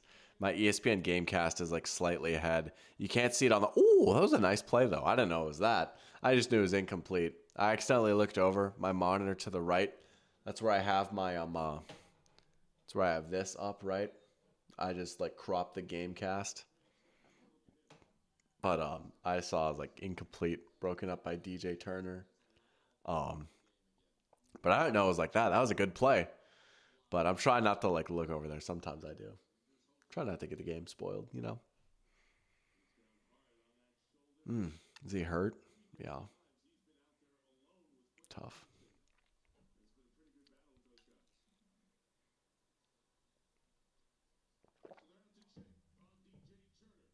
Injury timeout, it looks like. Yeah. But man, all of a sudden, this game is going to be interesting, I think, in the fourth quarter, which is good, right? I was a little scared, like, going to the second half, like, this could be a snoozer. This could be a game that like there's just not a lot to watch in the second half. But for what it's worth, that win probability chart on ESPN still gives the Chargers a nice strong 81.8%, which checks out because the Chargers are not quite in field goal range, but they're near field goal range. And going up 2 scores in the fourth quarter is usually a pretty good spot to be in. That's what I'll say. Nothing's a given, right? But, you know, if they can even get a field goal here, the Chargers have got to be feeling pretty good about themselves. But it is sad that Matt Ryan's legacy is blown leads, right? The Super Bowl and the regular season. I know. I remember like the TNF game was on Twitch, right? I think they do all the TNF games on Twitch. And apparently the Twitch chat, when they were doing the Matt Ryan like jersey or ring of honor ceremony, the whole chat was going 28-3. It's like, that's so sad, dude. Like, he was a good quarterback for so long. And I get like that. Unfortunately, it is absolutely the defining moment of his career. But he deserves to be remembered for so much more than just that, you know?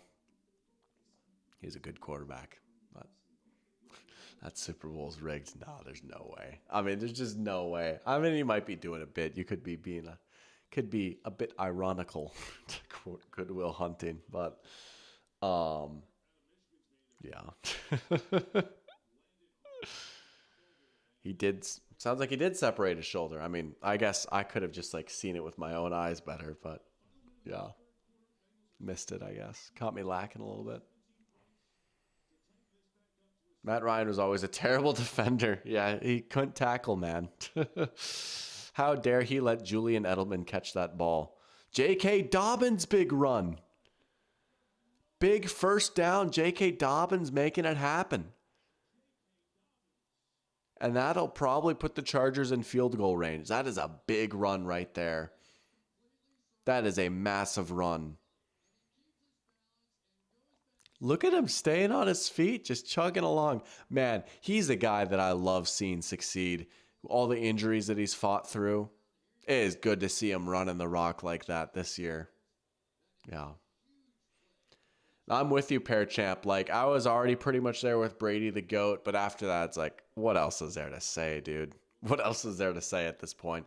And then he just padded his stats and ran up the score from there. You know, he won another Super Bowl after that. 2 more, actually. It's crazy. Michael says, I'm not sure, but I wonder if the Falcons have had a 28-3 lead since the Super Bowl in any game. That is actually a great question. I feel like they have to have, right? That I might have to fire up StatHead for that later. I don't know if StatHead can look at that or not. I also think my StatHead subscription might have expired, actually. But, yeah. I wonder, man. I bet you they have. And Falcons fans like, oh, no, not again. Not again. Bengals defense is the worst. They have a championship offense and a trash defense. Yeah, and that might do them in, honestly. That might be it, right?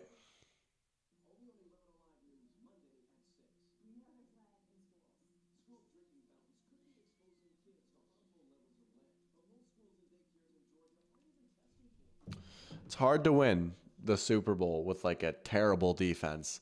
You know, when I made my quarterbacks are overvalued video, right? And I made like a spreadsheet of every Super Bowl champion's rank in EPA per rush and defensive EPA. The worst team since 1999, the worst defense to win the Super Bowl, believe it or not, was the 2011 Giants. I believe they were 27th in defensive EPA that year. It's like, that is honestly crazy to have like a bottom 10 defense and win the Super Bowl, you know? And they had like talented players on that defense at least. Like they had a really good pass rush led by JPP and Justin Tuck. I was surprised that their defense was that far down, to be honest, right? Like they had good players on that defense, but you know, their secondary was a little up and down and their linebacking core was a little up and down, but they won the Super Bowl. They did. That overall, like you could argue like, and I don't even want to sound disrespectful, right? Because like if you win the Super Bowl, you win the Super Bowl, who cares? But like that 2011 Giants team is probably the worst team I've seen win the Super Bowl. You know, that was a power of friendship type of team right there. But I'm here for it. They had good players, though. Eli had a good year that year. Victor Cruz was a beast. Hakeem Nicks, Ahmad Bradshaw. See, I say that. They had good players, though. I could see how, like, they won the Super Bowl. Like, they just hit their stride at the right time, right? But yeah, they did have a negative point differential. That's right. Yeah, I do remember reading that.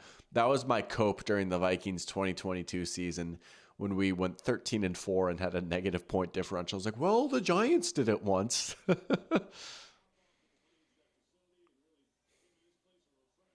Herbert's going to run again. Oh, he's lowering the shoulder. Oh, the ball's out. The ball's out. No way.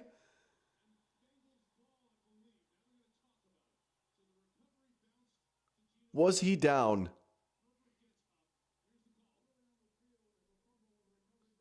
Oh my goodness. It's Bengals ball. Oh. Herbert lowers his shoulder. Oh. Oh.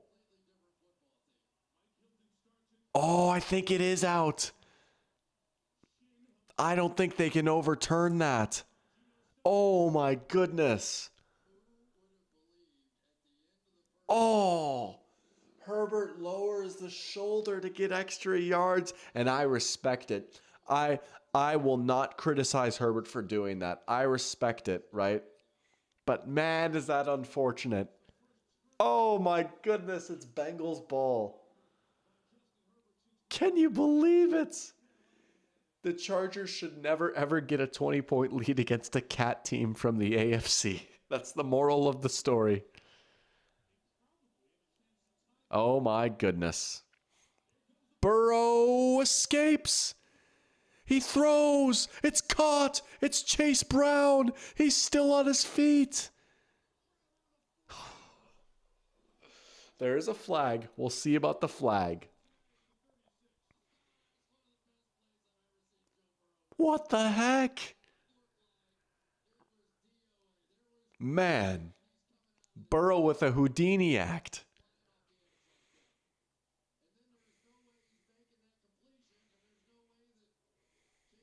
You can hear the chants of Who Day in SoFi. We got a player down too. It's Perriman. Man, the Chargers are charging. It's inevitable. No way. Oh, it's on the defense. It's going to stand.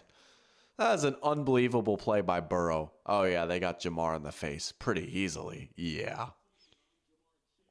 That's insanity. Oh, my goodness. What a move by Burrow. They said he couldn't create. They said he's not like a high-level athlete, but he can play make. Well, I say that. That's never been the question with Burrow, but I need to shut my mouth.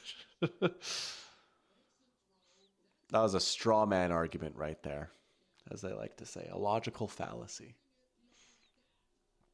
But, yeah.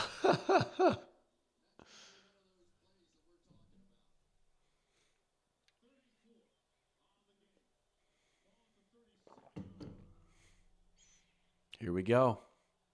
First down for the Bengals in Chargers territory. Draw to Chase Brown. First down. Chase Brown. Flag down.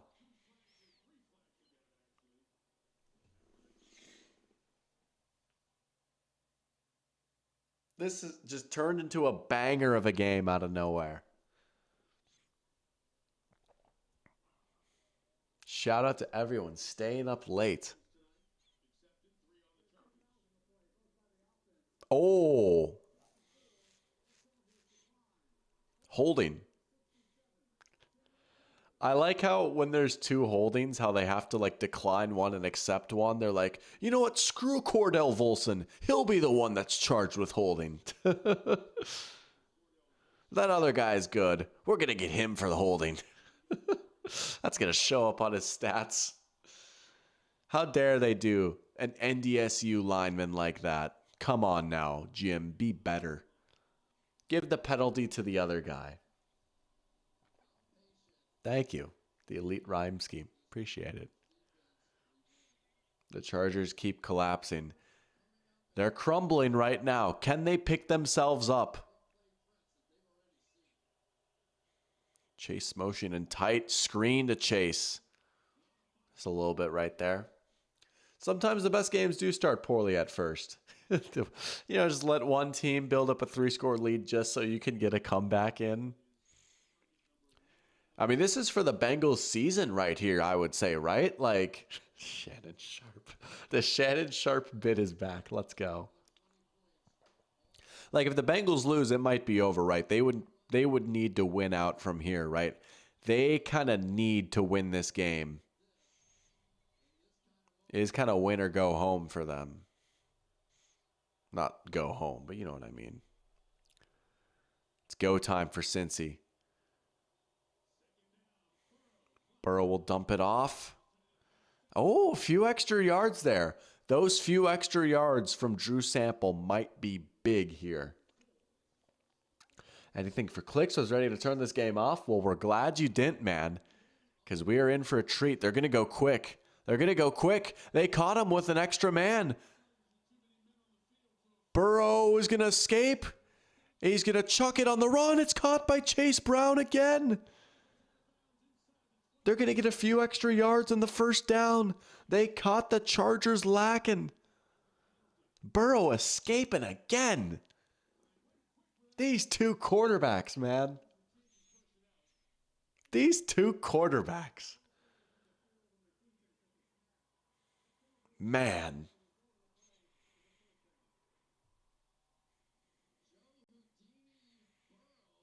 Oh. I really think this season has done a lot to solidify Joe Burrow as an elite quarterback, right? There was here's what I will say. This is not straw man. There were a few people saying maybe Burrow's quarterback 10 in the NFL, stuff like that. There were some people actually questioning Joe Burrow going into the year. Nah, dude, I'm sorry. Nah. Out in the flat, ball comes out. Just going to be incomplete, I think, right?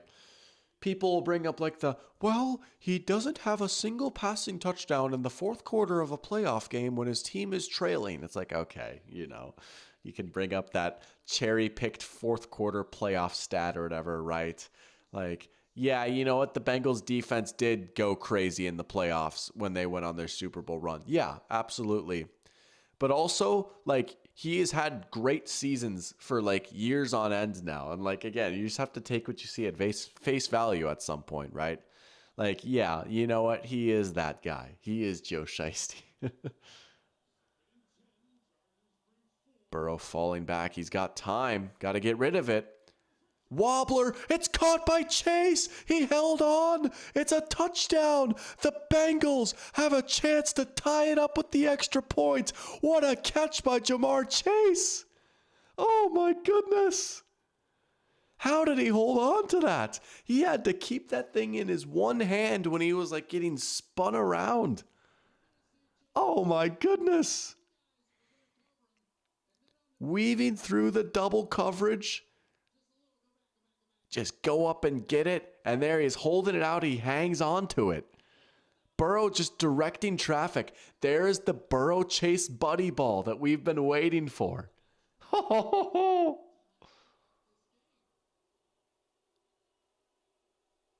See about the extra point. Up and good. Tie game.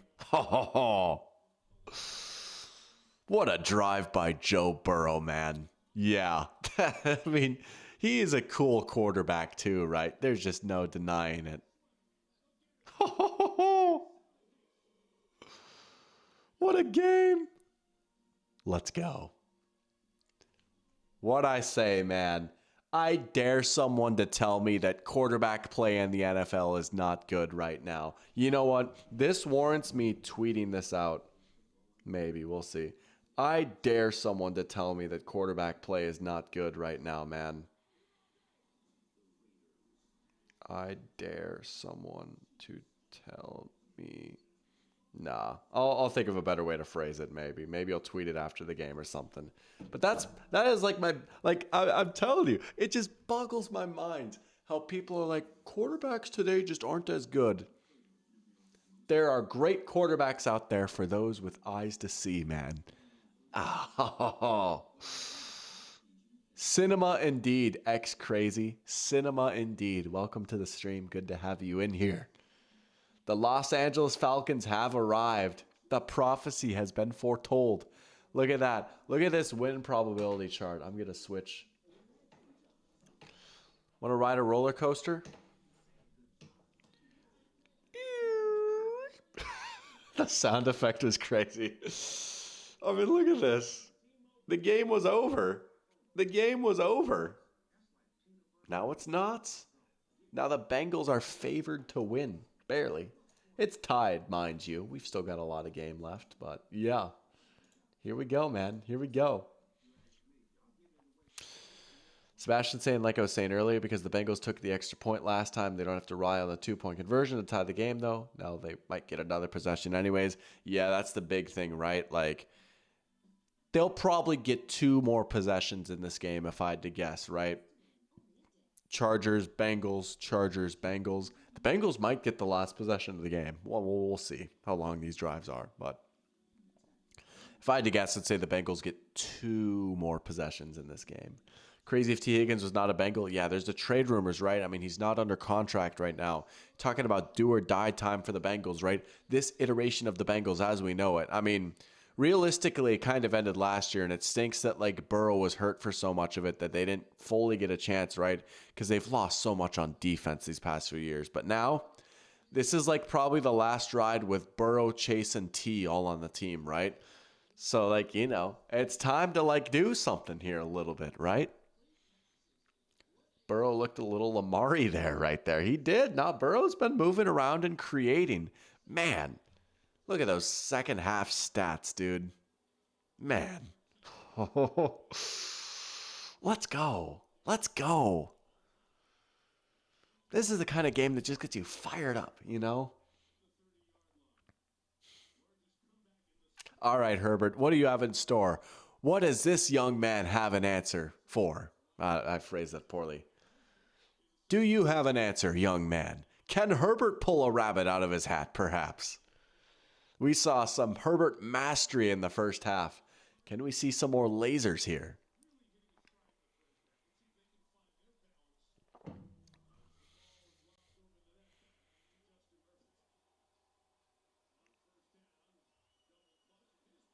Oh, that's a good start.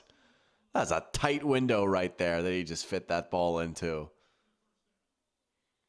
You give Herbert time, he will pick you apart, man.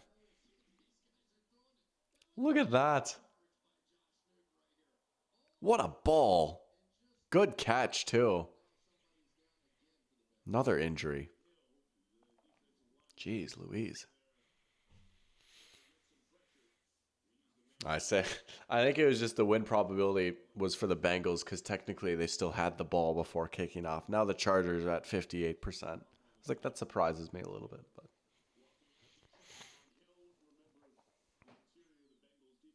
is that BJ Hill who's down? Man, they cannot afford to lose guys on the interior. It's already pretty rough as is. I wonder if the Chargers are going to come out and run the ball next few plays now, if they're going to be even thinner up front. Pearchamp says, will the AFC North have 3 teams make the playoffs again back-to-back years? It's very possible. Bengals need to step it up a little bit, though, but it is possible. That division has been loaded for a while now. That has been a good division, man.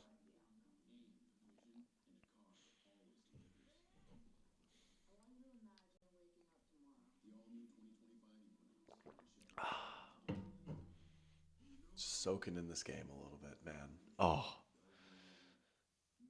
that turkey looks good at Arby's. My goodness. Those are some thick slabs of turkey right there. They do have the meats after all.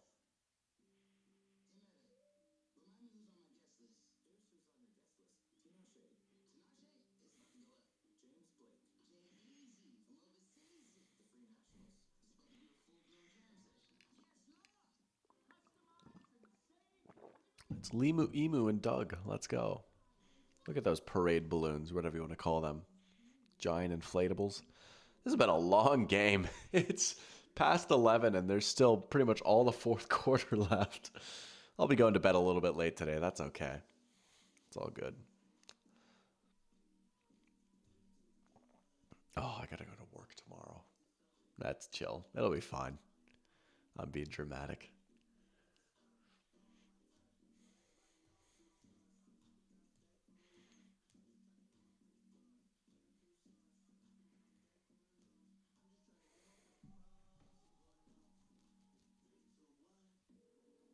Man, this has been a long commercial break, too.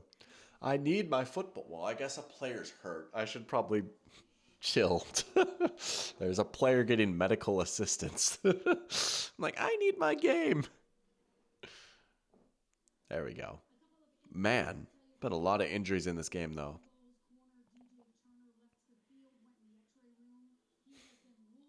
Sebastian needs to go to bed, so he's going to head out. Hey, no worries about that. You got to get your sleep, but appreciate you tuning in. As always, you have a good night, Sebastian. Appreciate it. We'll have to let you know how this game goes next. I mean, you'll see, I guess. I don't know what I'm saying. Play action for Herbert. Oh. Incomplete. No way, that's right. Jalen Rager's on the Chargers. Yeah, that's right. Parachamp is taking off Friday and going to have the next week off as well. You're going to be at the Niners and Packers game. That's sick. That's awesome, man. Have fun. That's so cool.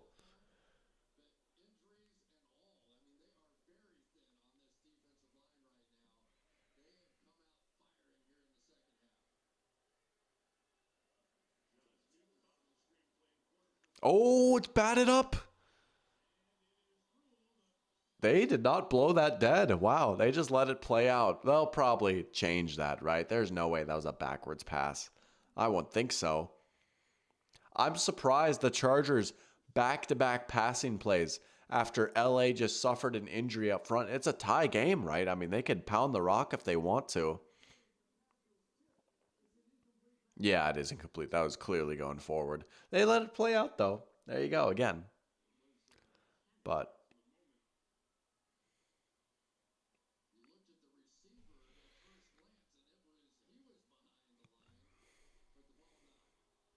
now it's third down and long. Again, I know like they haven't been running the ball a lot since the bye week, but I'm surprised it was back-to-back passes there from the Chargers. Remember, Greg Roman's their offensive coordinator, you know? Bengals showing a little bit of pressure here. See if they actually bring it. Oh no, Trey Hendrickson, bro. Yeah. Well, it'll be 3rd and 5 now. That makes things a lot easier for the Chargers. Oh, he wanted that sack so badly. He was ready to kill Herbert. Yeah. Just a little too antsy there. Yeah. Whoa. Head bob. Isn't that a thing? I'm trying to remember the exact rule, right? Or is it you can't like bob back up like he bobbed down or something? I don't know. But we see that call. I remember, what game was it? One of the Vikings games, but the center did the illegal head bob and KOC literally went like he emoted. Anyways. Herbert, oh, incomplete. Incomplete. 4th and 5. The Bengals are getting the ball back again. They're looking for Q. Oh, they had it. Was that maybe off his hands a little bit? Oh, Herbert missed him just a little bit. Oh, no. It's happening again. No. Oh, boy. Bengals ball tie game. Welcome to the stream, Sam. Good to have you in here. Saying just got in. Looks like I missed a good game. Well, here's what I'll say. You are getting in at the right time right now. Now, the game was fun in the first half, don't get me wrong, because Herbert was dealing. The Chargers offense looked great, but it looked like it was going to be a blowout. Now things are getting crazy. The Bengals were down what? What were they down by? It was 27-6 at halftime, wasn't it? Yeah. 27-6 at halftime. Now it's 27-27. Oh, Steelers Chargers Sunday night. That was a great game in 2021. That was an awesome game. I like that comp. Here's Chase Brown. Steelers won that game, didn't they? Or no, did the Chargers win? I know Austin Eckler had 4 touchdowns in that game.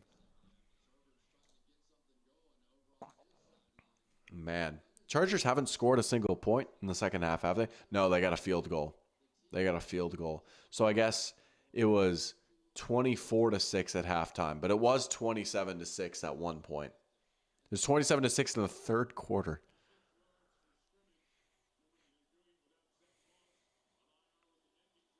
Burrow, Higgins first down. Man, Higgins is having a great game. He's over 100 yards. That's got to be his most productive game of the season, I'd imagine, right?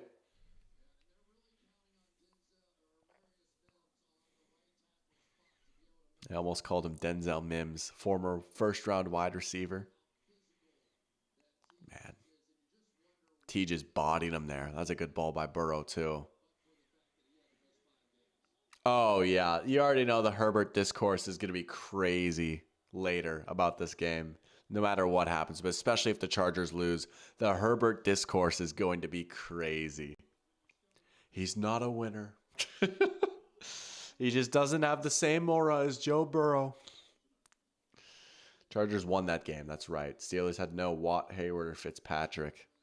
That was a crazy game. Austin Eckler went. That might have been Austin Eckler's best game of his career. He played out of his mind in that game. I had him in every single one of my fantasy leagues that year. I was so fired up.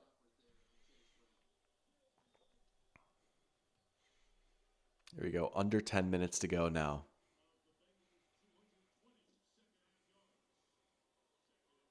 Burrow wants to go deep. It is picked. Oh, it's picked. Burrow was looking for Yoshivas deep. It's intercepted. Another twist in the drama. Oh, no. No. It's not going to count. Oh. It hit him in the helmet and he drove him into the ground. And there's going to be ref ball discourse. And I get it because that did not used to be a part of the game, but it is a part of the game now. It is. It just is. And that is just unbelievably unfortunate timing. Oh my gosh. Yeah, he might actually go to the practice squad. I mean, I have mixed feelings about it being a rule because I get they're trying to protect players, but I really feel for the player, the defender in that spot, right? I mean, what is he supposed to do, right? You can say no, the rules slow up, I guess, but then, it just sucks when that takes away from a big play on defense, right?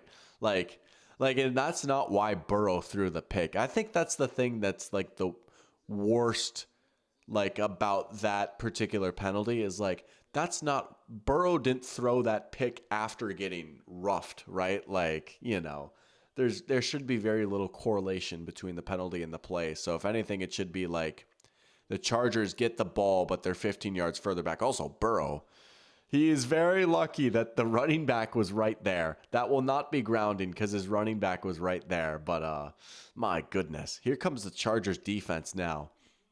Hold on a second. It's not just inevitable that the Bengals get the ball back and score again.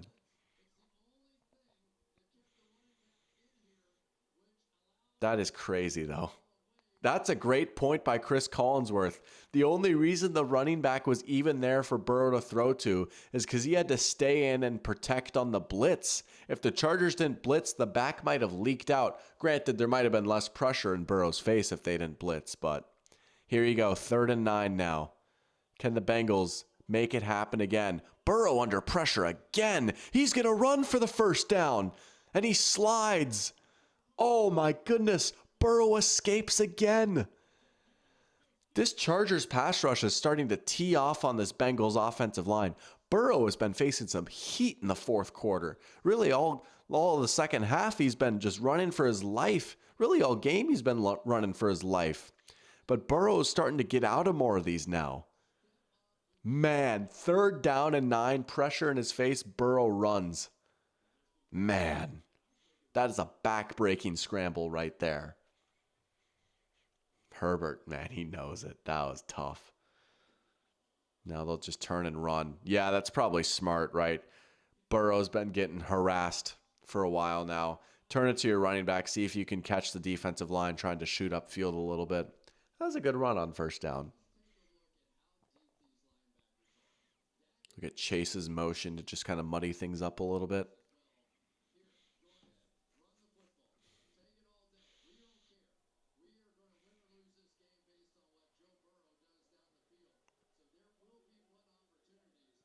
Here we go.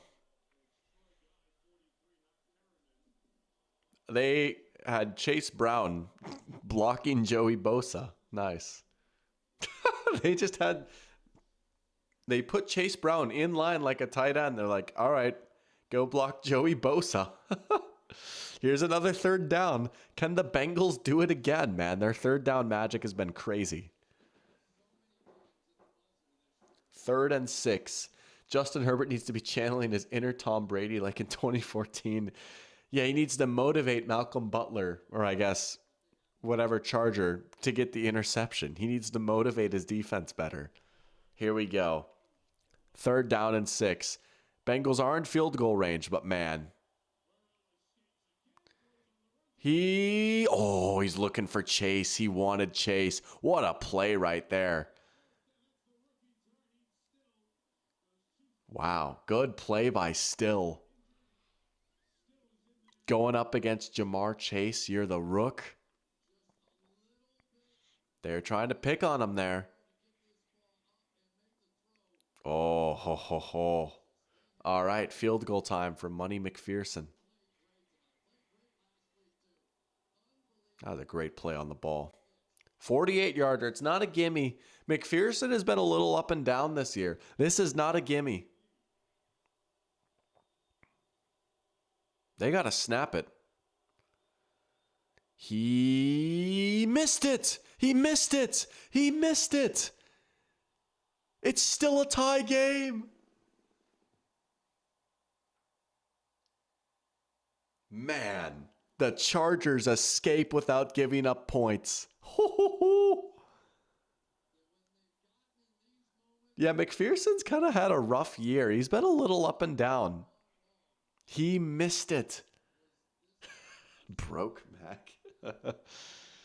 Oh, man. Chargers make their own break. They don't get a break. They make their own break. Jim Harbaugh fired up. Zach Taylor's like, OF. If we lose this game, I'm getting fired at the end of the year.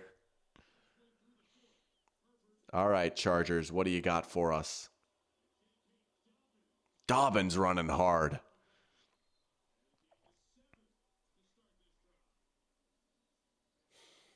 Here we go. We got 7 minutes left in this game. Who's going to win this one? I think the Chargers will get this. I do. I still think they'll find a way to get this one. Dude, there's been some really good kickers, but there's honestly been a lot of notable bad performances from kickers, even from kickers that have normally been dependable. It's been weird. Because especially like first few weeks, kickers were absolutely killing it. People were like, should we make kicking harder? But that seems to have evened out a little bit. If anything, like kicking has been worse this year. Except for like Brandon Aubrey. He's goated. But Justin Tucker had a bad game today, you know. Younghoe Koo had a bad game last week. Evan McPherson just missed a 48-yarder. It's been weird. John Parker Romo missed a kick today.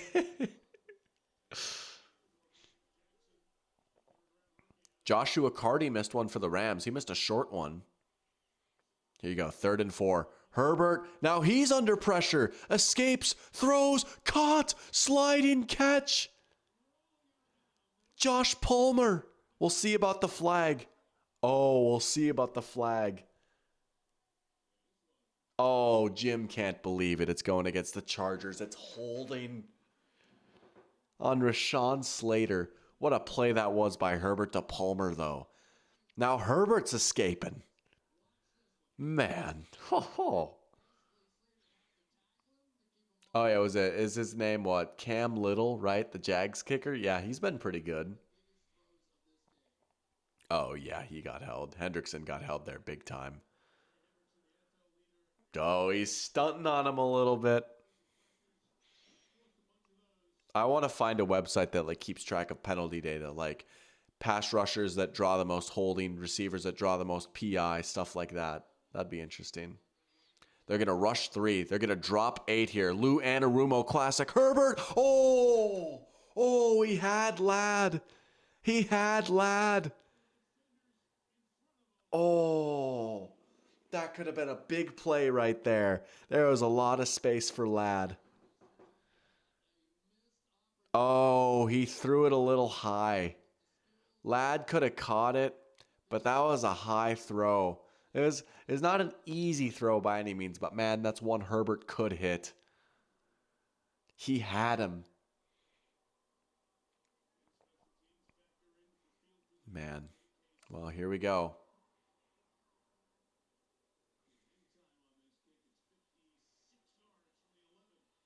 Good punt. Trenton Irwin on the return. Oh, he got decked. He got decked. Absolutely leveled. Man. I wonder if, like, next score is going to win this game potentially. Bengals have another chance. We have had a wild 4th quarter, folks. This has been awesome. This has been awesome.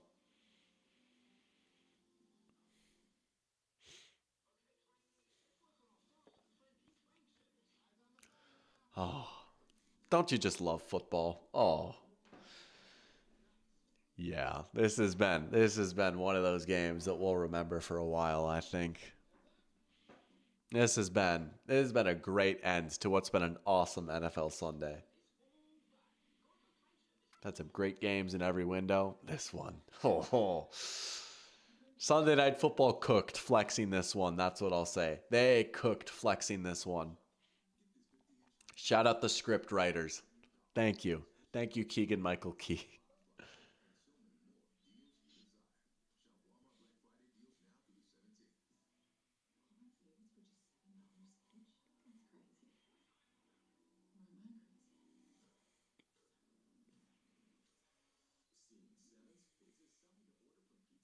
Oh, there you go.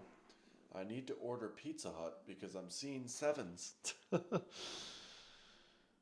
King Barrelmaker thinks this season has been better from a quality of play standpoint than 2022 and 2023.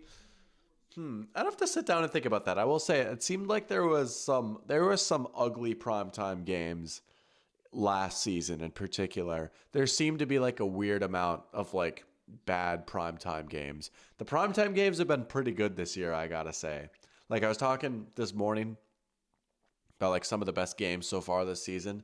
I like listed a few and I kept going. I was like, man, like there's actually kind of a lot. Like we've had some great games so far. I might agree with you. I'd have to sit down and think about it a little bit more, but I think I'd agree with you. This has been a good year. This has been a really good season. A lot of memorable games for sure, too. Even if they're not always good, like a lot of memorable stuff has happened, I feel like. Great storylines, the Chiefs' pursuit of perfection lasted all the way till like November, Normally, like I feel like that's a pretty good run for like an undefeated run.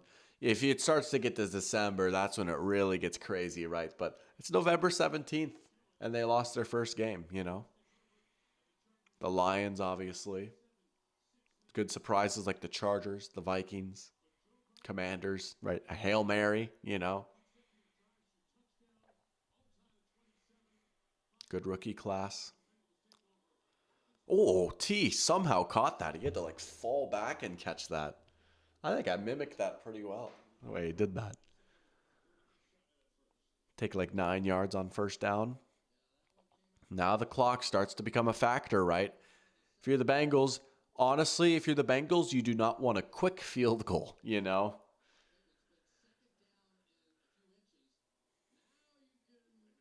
It can be tough to like drain all this clock, right? And you want to, I mean, your first priority is scoring over the clock, but the clock is a factor.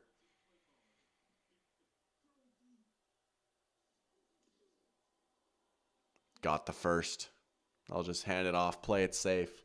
Chris Collinsworth is flirting with the idea of like maybe trying to take a deep shot, but they'll just take the first. There you go. Now the next time they snap the ball might be with like 4 minutes left. That clock is starting to tick a little bit. They might snap it before that, but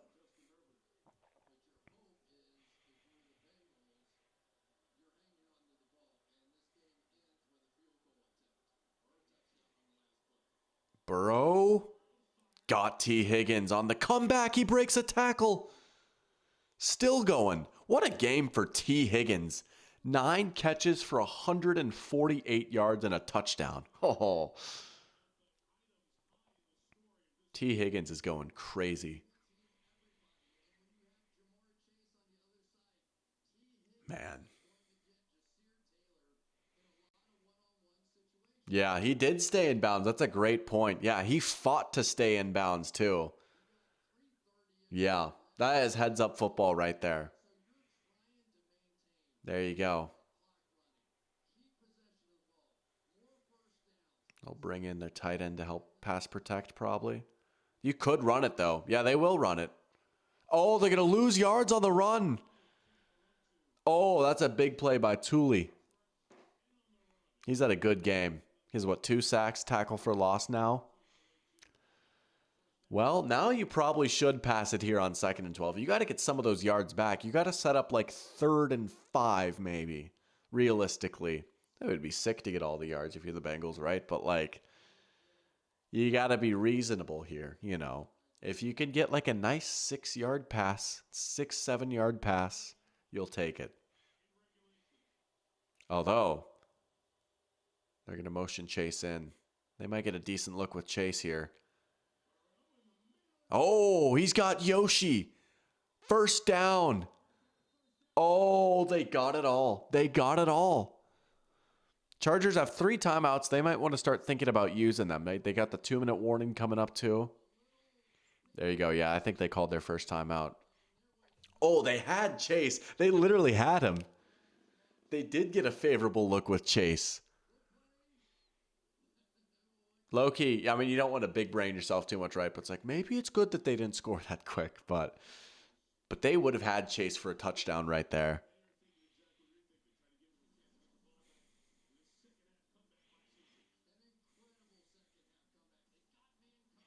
It's crazy that first touchdown came on 4th and goal, and the second one came on 4th down too. Their first 2 touchdowns came on 4th down. Man. Burrow has just been dealing in the second half, dude. This is some of the best football Joe Burrow has ever played.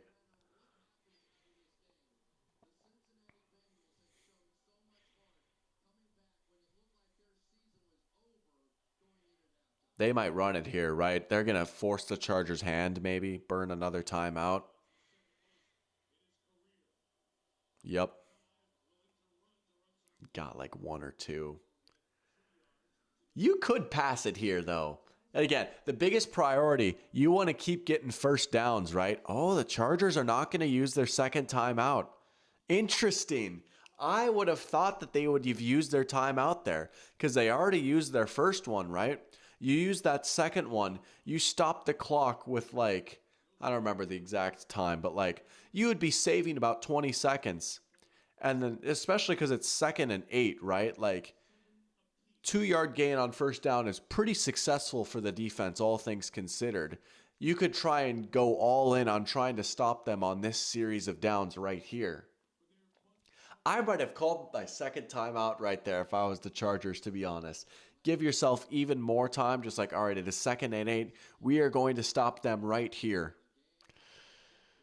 We'll see. We'll see if it matters or not. But I mean, mathematically, right? Like they should have called the timeout there, and then they could have called their third one before the 2-minute warning.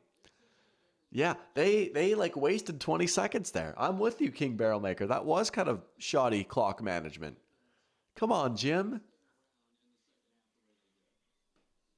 Oh. Oh, no, no, no. My Xbox has been inactive. That's what I'm streaming the game on right now. I just got the message like this console will turn off in 5 minutes unless I like do something with my controller. It's like, no, no, no, this is not turning off. Nope. We're not going anywhere. Eagles Rams next week. I literally already said that earlier in the stream, but all right. 2nd and 8. Oh, they'll probably run it again. They will. I'd be tempted to pass it though, man.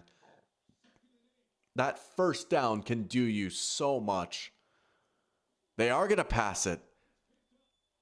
Burrow, oh, incomplete. He was looking for T. Higgins. Best case scenario for the Chargers. Incomplete pass. Clock stops. Oh, man. They were looking for T. Almost made the one-hander. Maybe grabbed his arm a little bit. Ooh. Here we go. 3rd and 8. 3rd and 8.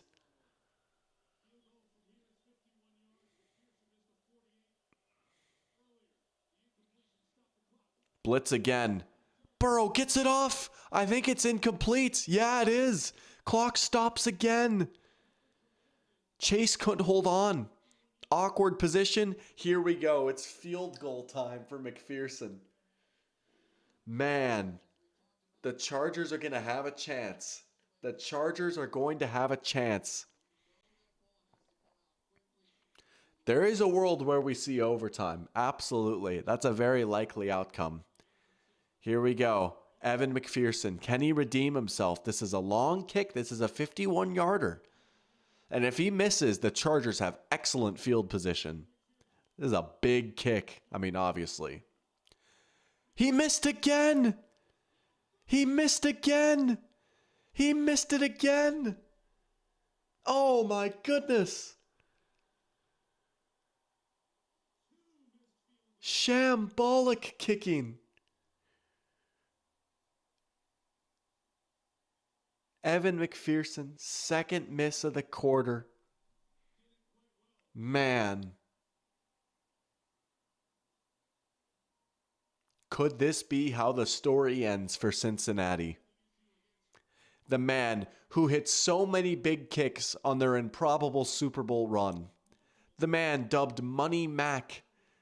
The man who said, all right, boys, let's go to the Super Bowl before drilling a game-winning kick in Arrowhead to knock off the big bad Chiefs. Will he be the one to finally do the Bengals in? Is this how the story ends? Herbert's pass is incomplete. It would be a bit poetic, wouldn't it? A bit ironic. There's painful beauty that we find in this sport that we call football. Did Money Mac's check bounce? It's 2nd and 10.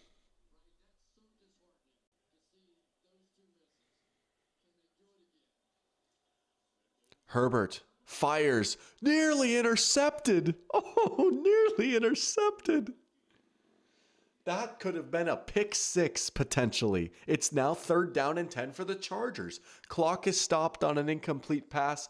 Both teams have 2 timeouts. Mike Hilton nearly had a house call. Herbert was looking for Ladd on the outbreaker, and Hilton, the vet, was sitting on it the whole time.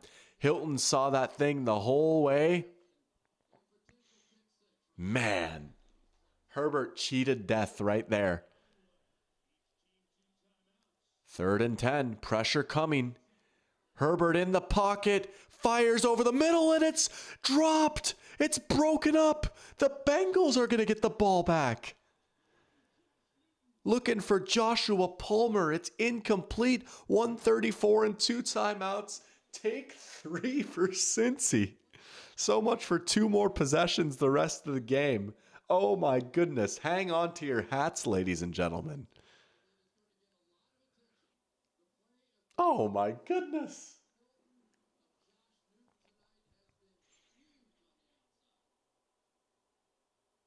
After taking over with serene field position, the Chargers don't gain a single yard.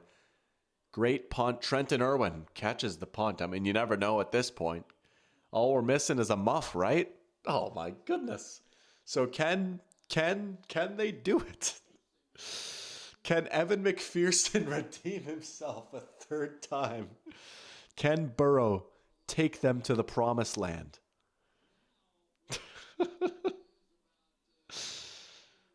What a game we are seeing, ladies and gentlemen. Here we go. Ball in the hands of Joe Burrow, the man they call Joey Franchise, Joe Burr, Joe Shiesty. Does he have another signature moment in him? The man known for his cool and calm demeanor. Burrow, under heat again. He scrambles. A flag is down. Burrow picks up the first down. We'll check about the penalty marker. This is a man who's built his reputation on showing up in the big spots. The stage has been set. There is no foul at all. It is a first down. Burrow picks it up with his legs like he's been doing all night long. The clock has stopped. I think they'll start to run it again soon, right?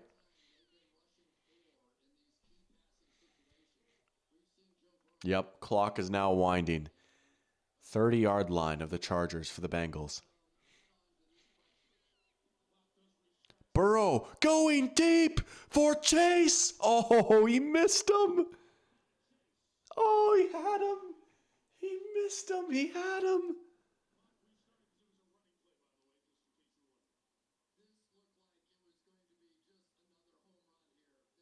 Oh, he just missed him. Oh, that was it right there. That was it right there.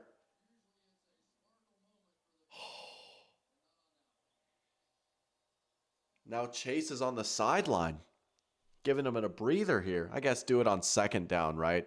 Get him back out there on third down. They got to snap this ball, though. Oh, good play made on the ball. There's Fulton. And it's third down. Maybe the Chargers get another shot. Chase will get back out on the field for third down now. Oh, absolutely. You need him out there, right? Yeah, he ran a go ball deep down the field, so give him a breather. You need him locked in 100% for third down.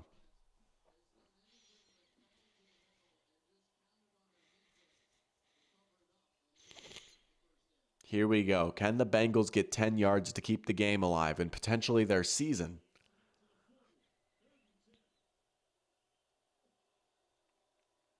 Burrow steps up. Now he's flushed out. Throws a wobbler incomplete. T. Higgins was open. And the Chargers get another stop. And they'll get the ball back with less than a minute left. It's a fight to see who's going to have the last possession.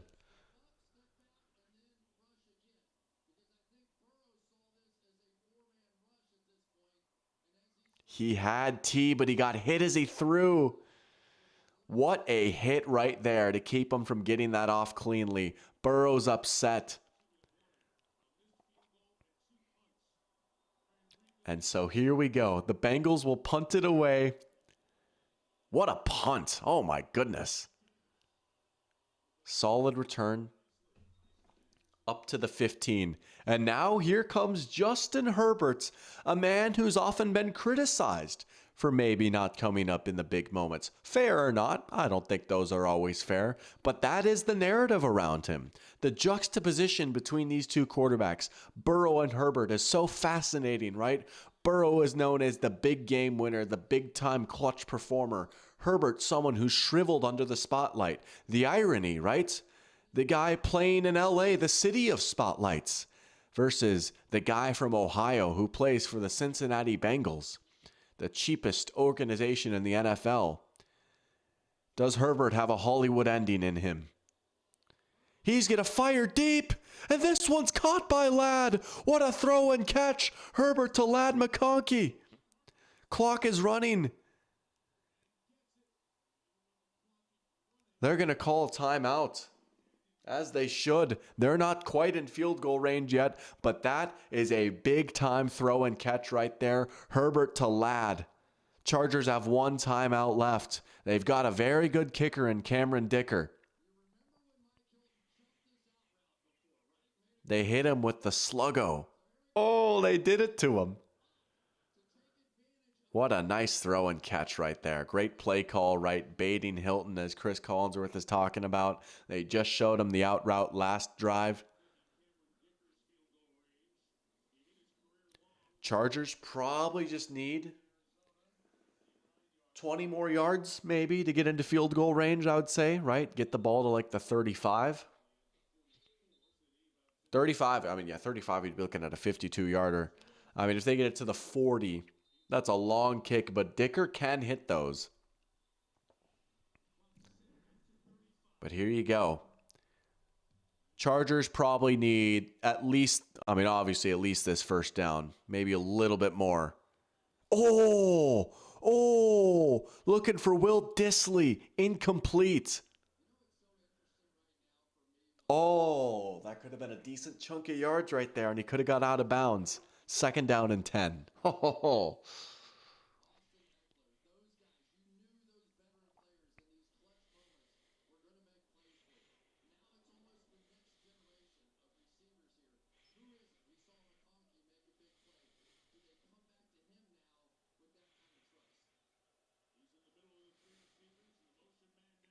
Rushing for the Bengals. Pressure coming. Herbert has got McConkey. First down. Is that the dagger?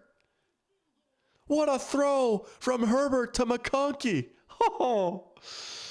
When it matters most, Herbert got the throws they needed. Oh, man. Nice play design right there, too. Look at that wide open, easy release for Ladd. Oh, man. Here we go. Well within field goal range now. Now the Bengals will call timeout.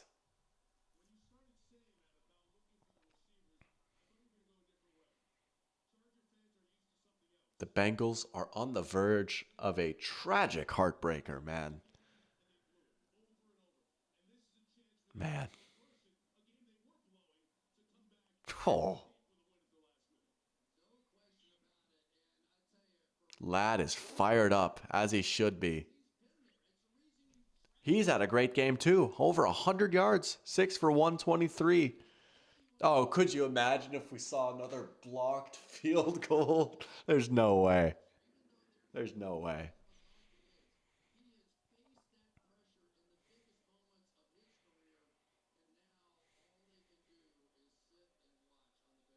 Donald Parham. They'll just run it with Dobbins. Dobbins gets a crease. And he's going to dive. Did he score? No, wait. I mean, it's not going to matter, right? It's not going to matter. But they were at least Chris was telling him to go down. J.K. Dobbins dives for the end zone, and he's got the touchdown.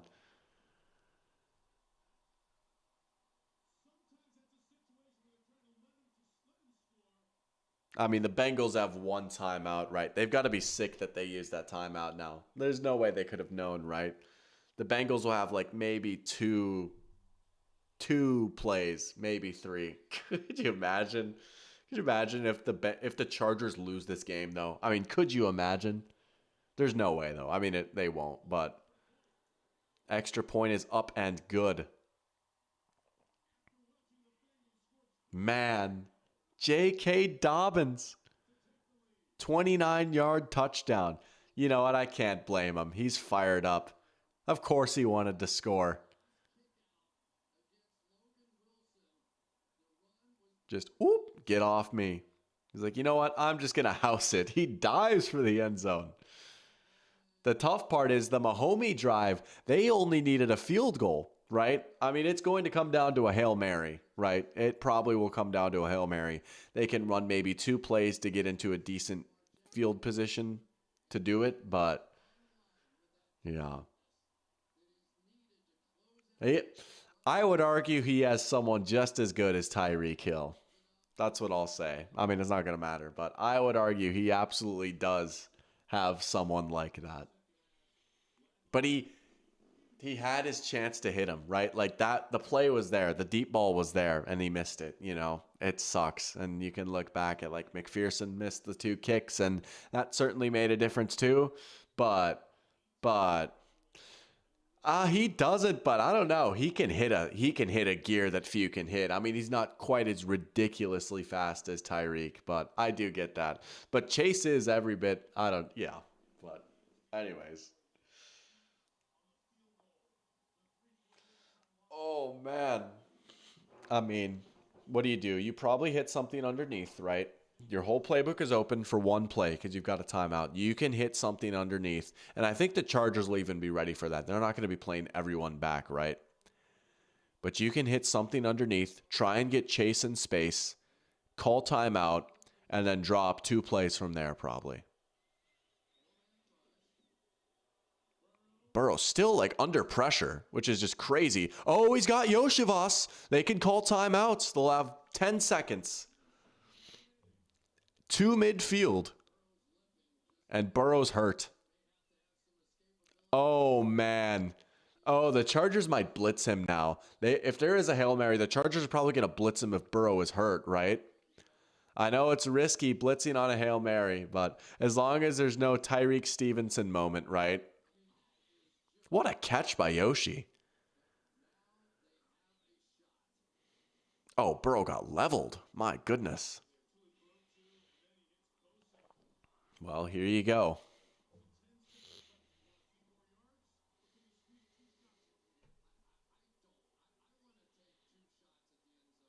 They're going to say, take 2 shots at the end zone. I get that. I get that. Let me see, low-key, if I can turn my monitor off. Because I don't want to see a spoiler here. I mean, who knows, right? I was able to turn my monitor off.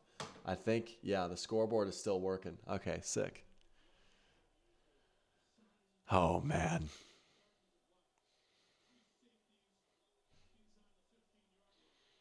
I mean, who knows with how this game has gone, right? What are they going to do here? Oh, it's incomplete. Trying to hit Chase on the sideline. Well, now you got to do a Hail Mary. Yeah. There's no other thing to do at this point. Can Burrow get that ball that far down the field? Pretty much. I mean, yeah, like if the Bengals lose, their season is probably over. 4-7 is just too big of a hole to climb out of. Burrow getting hit again. He's been getting hit all night long. Look at how deep the Chargers are playing. Yeah, but they've got a pretty low, I guess pretty loaded front. They're gonna rush 4. Timeout Chargers. Nah, this would be the greatest Burrow play of all time if he hit this, right? I mean, there's no way. There's no way.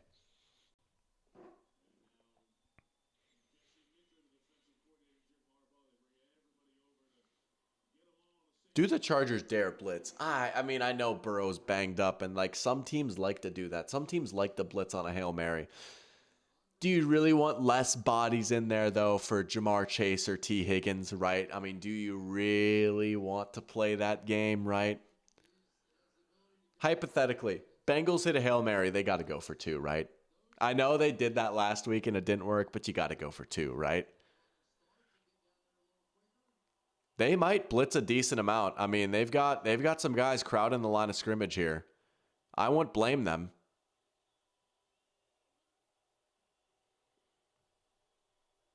Can they protect Burrow long enough? That's the biggest thing I'm worried about if I'm the Bengals. Will Burrow be able to get this throw off? Oh, it was almost caught. Chargers win an unbelievable game.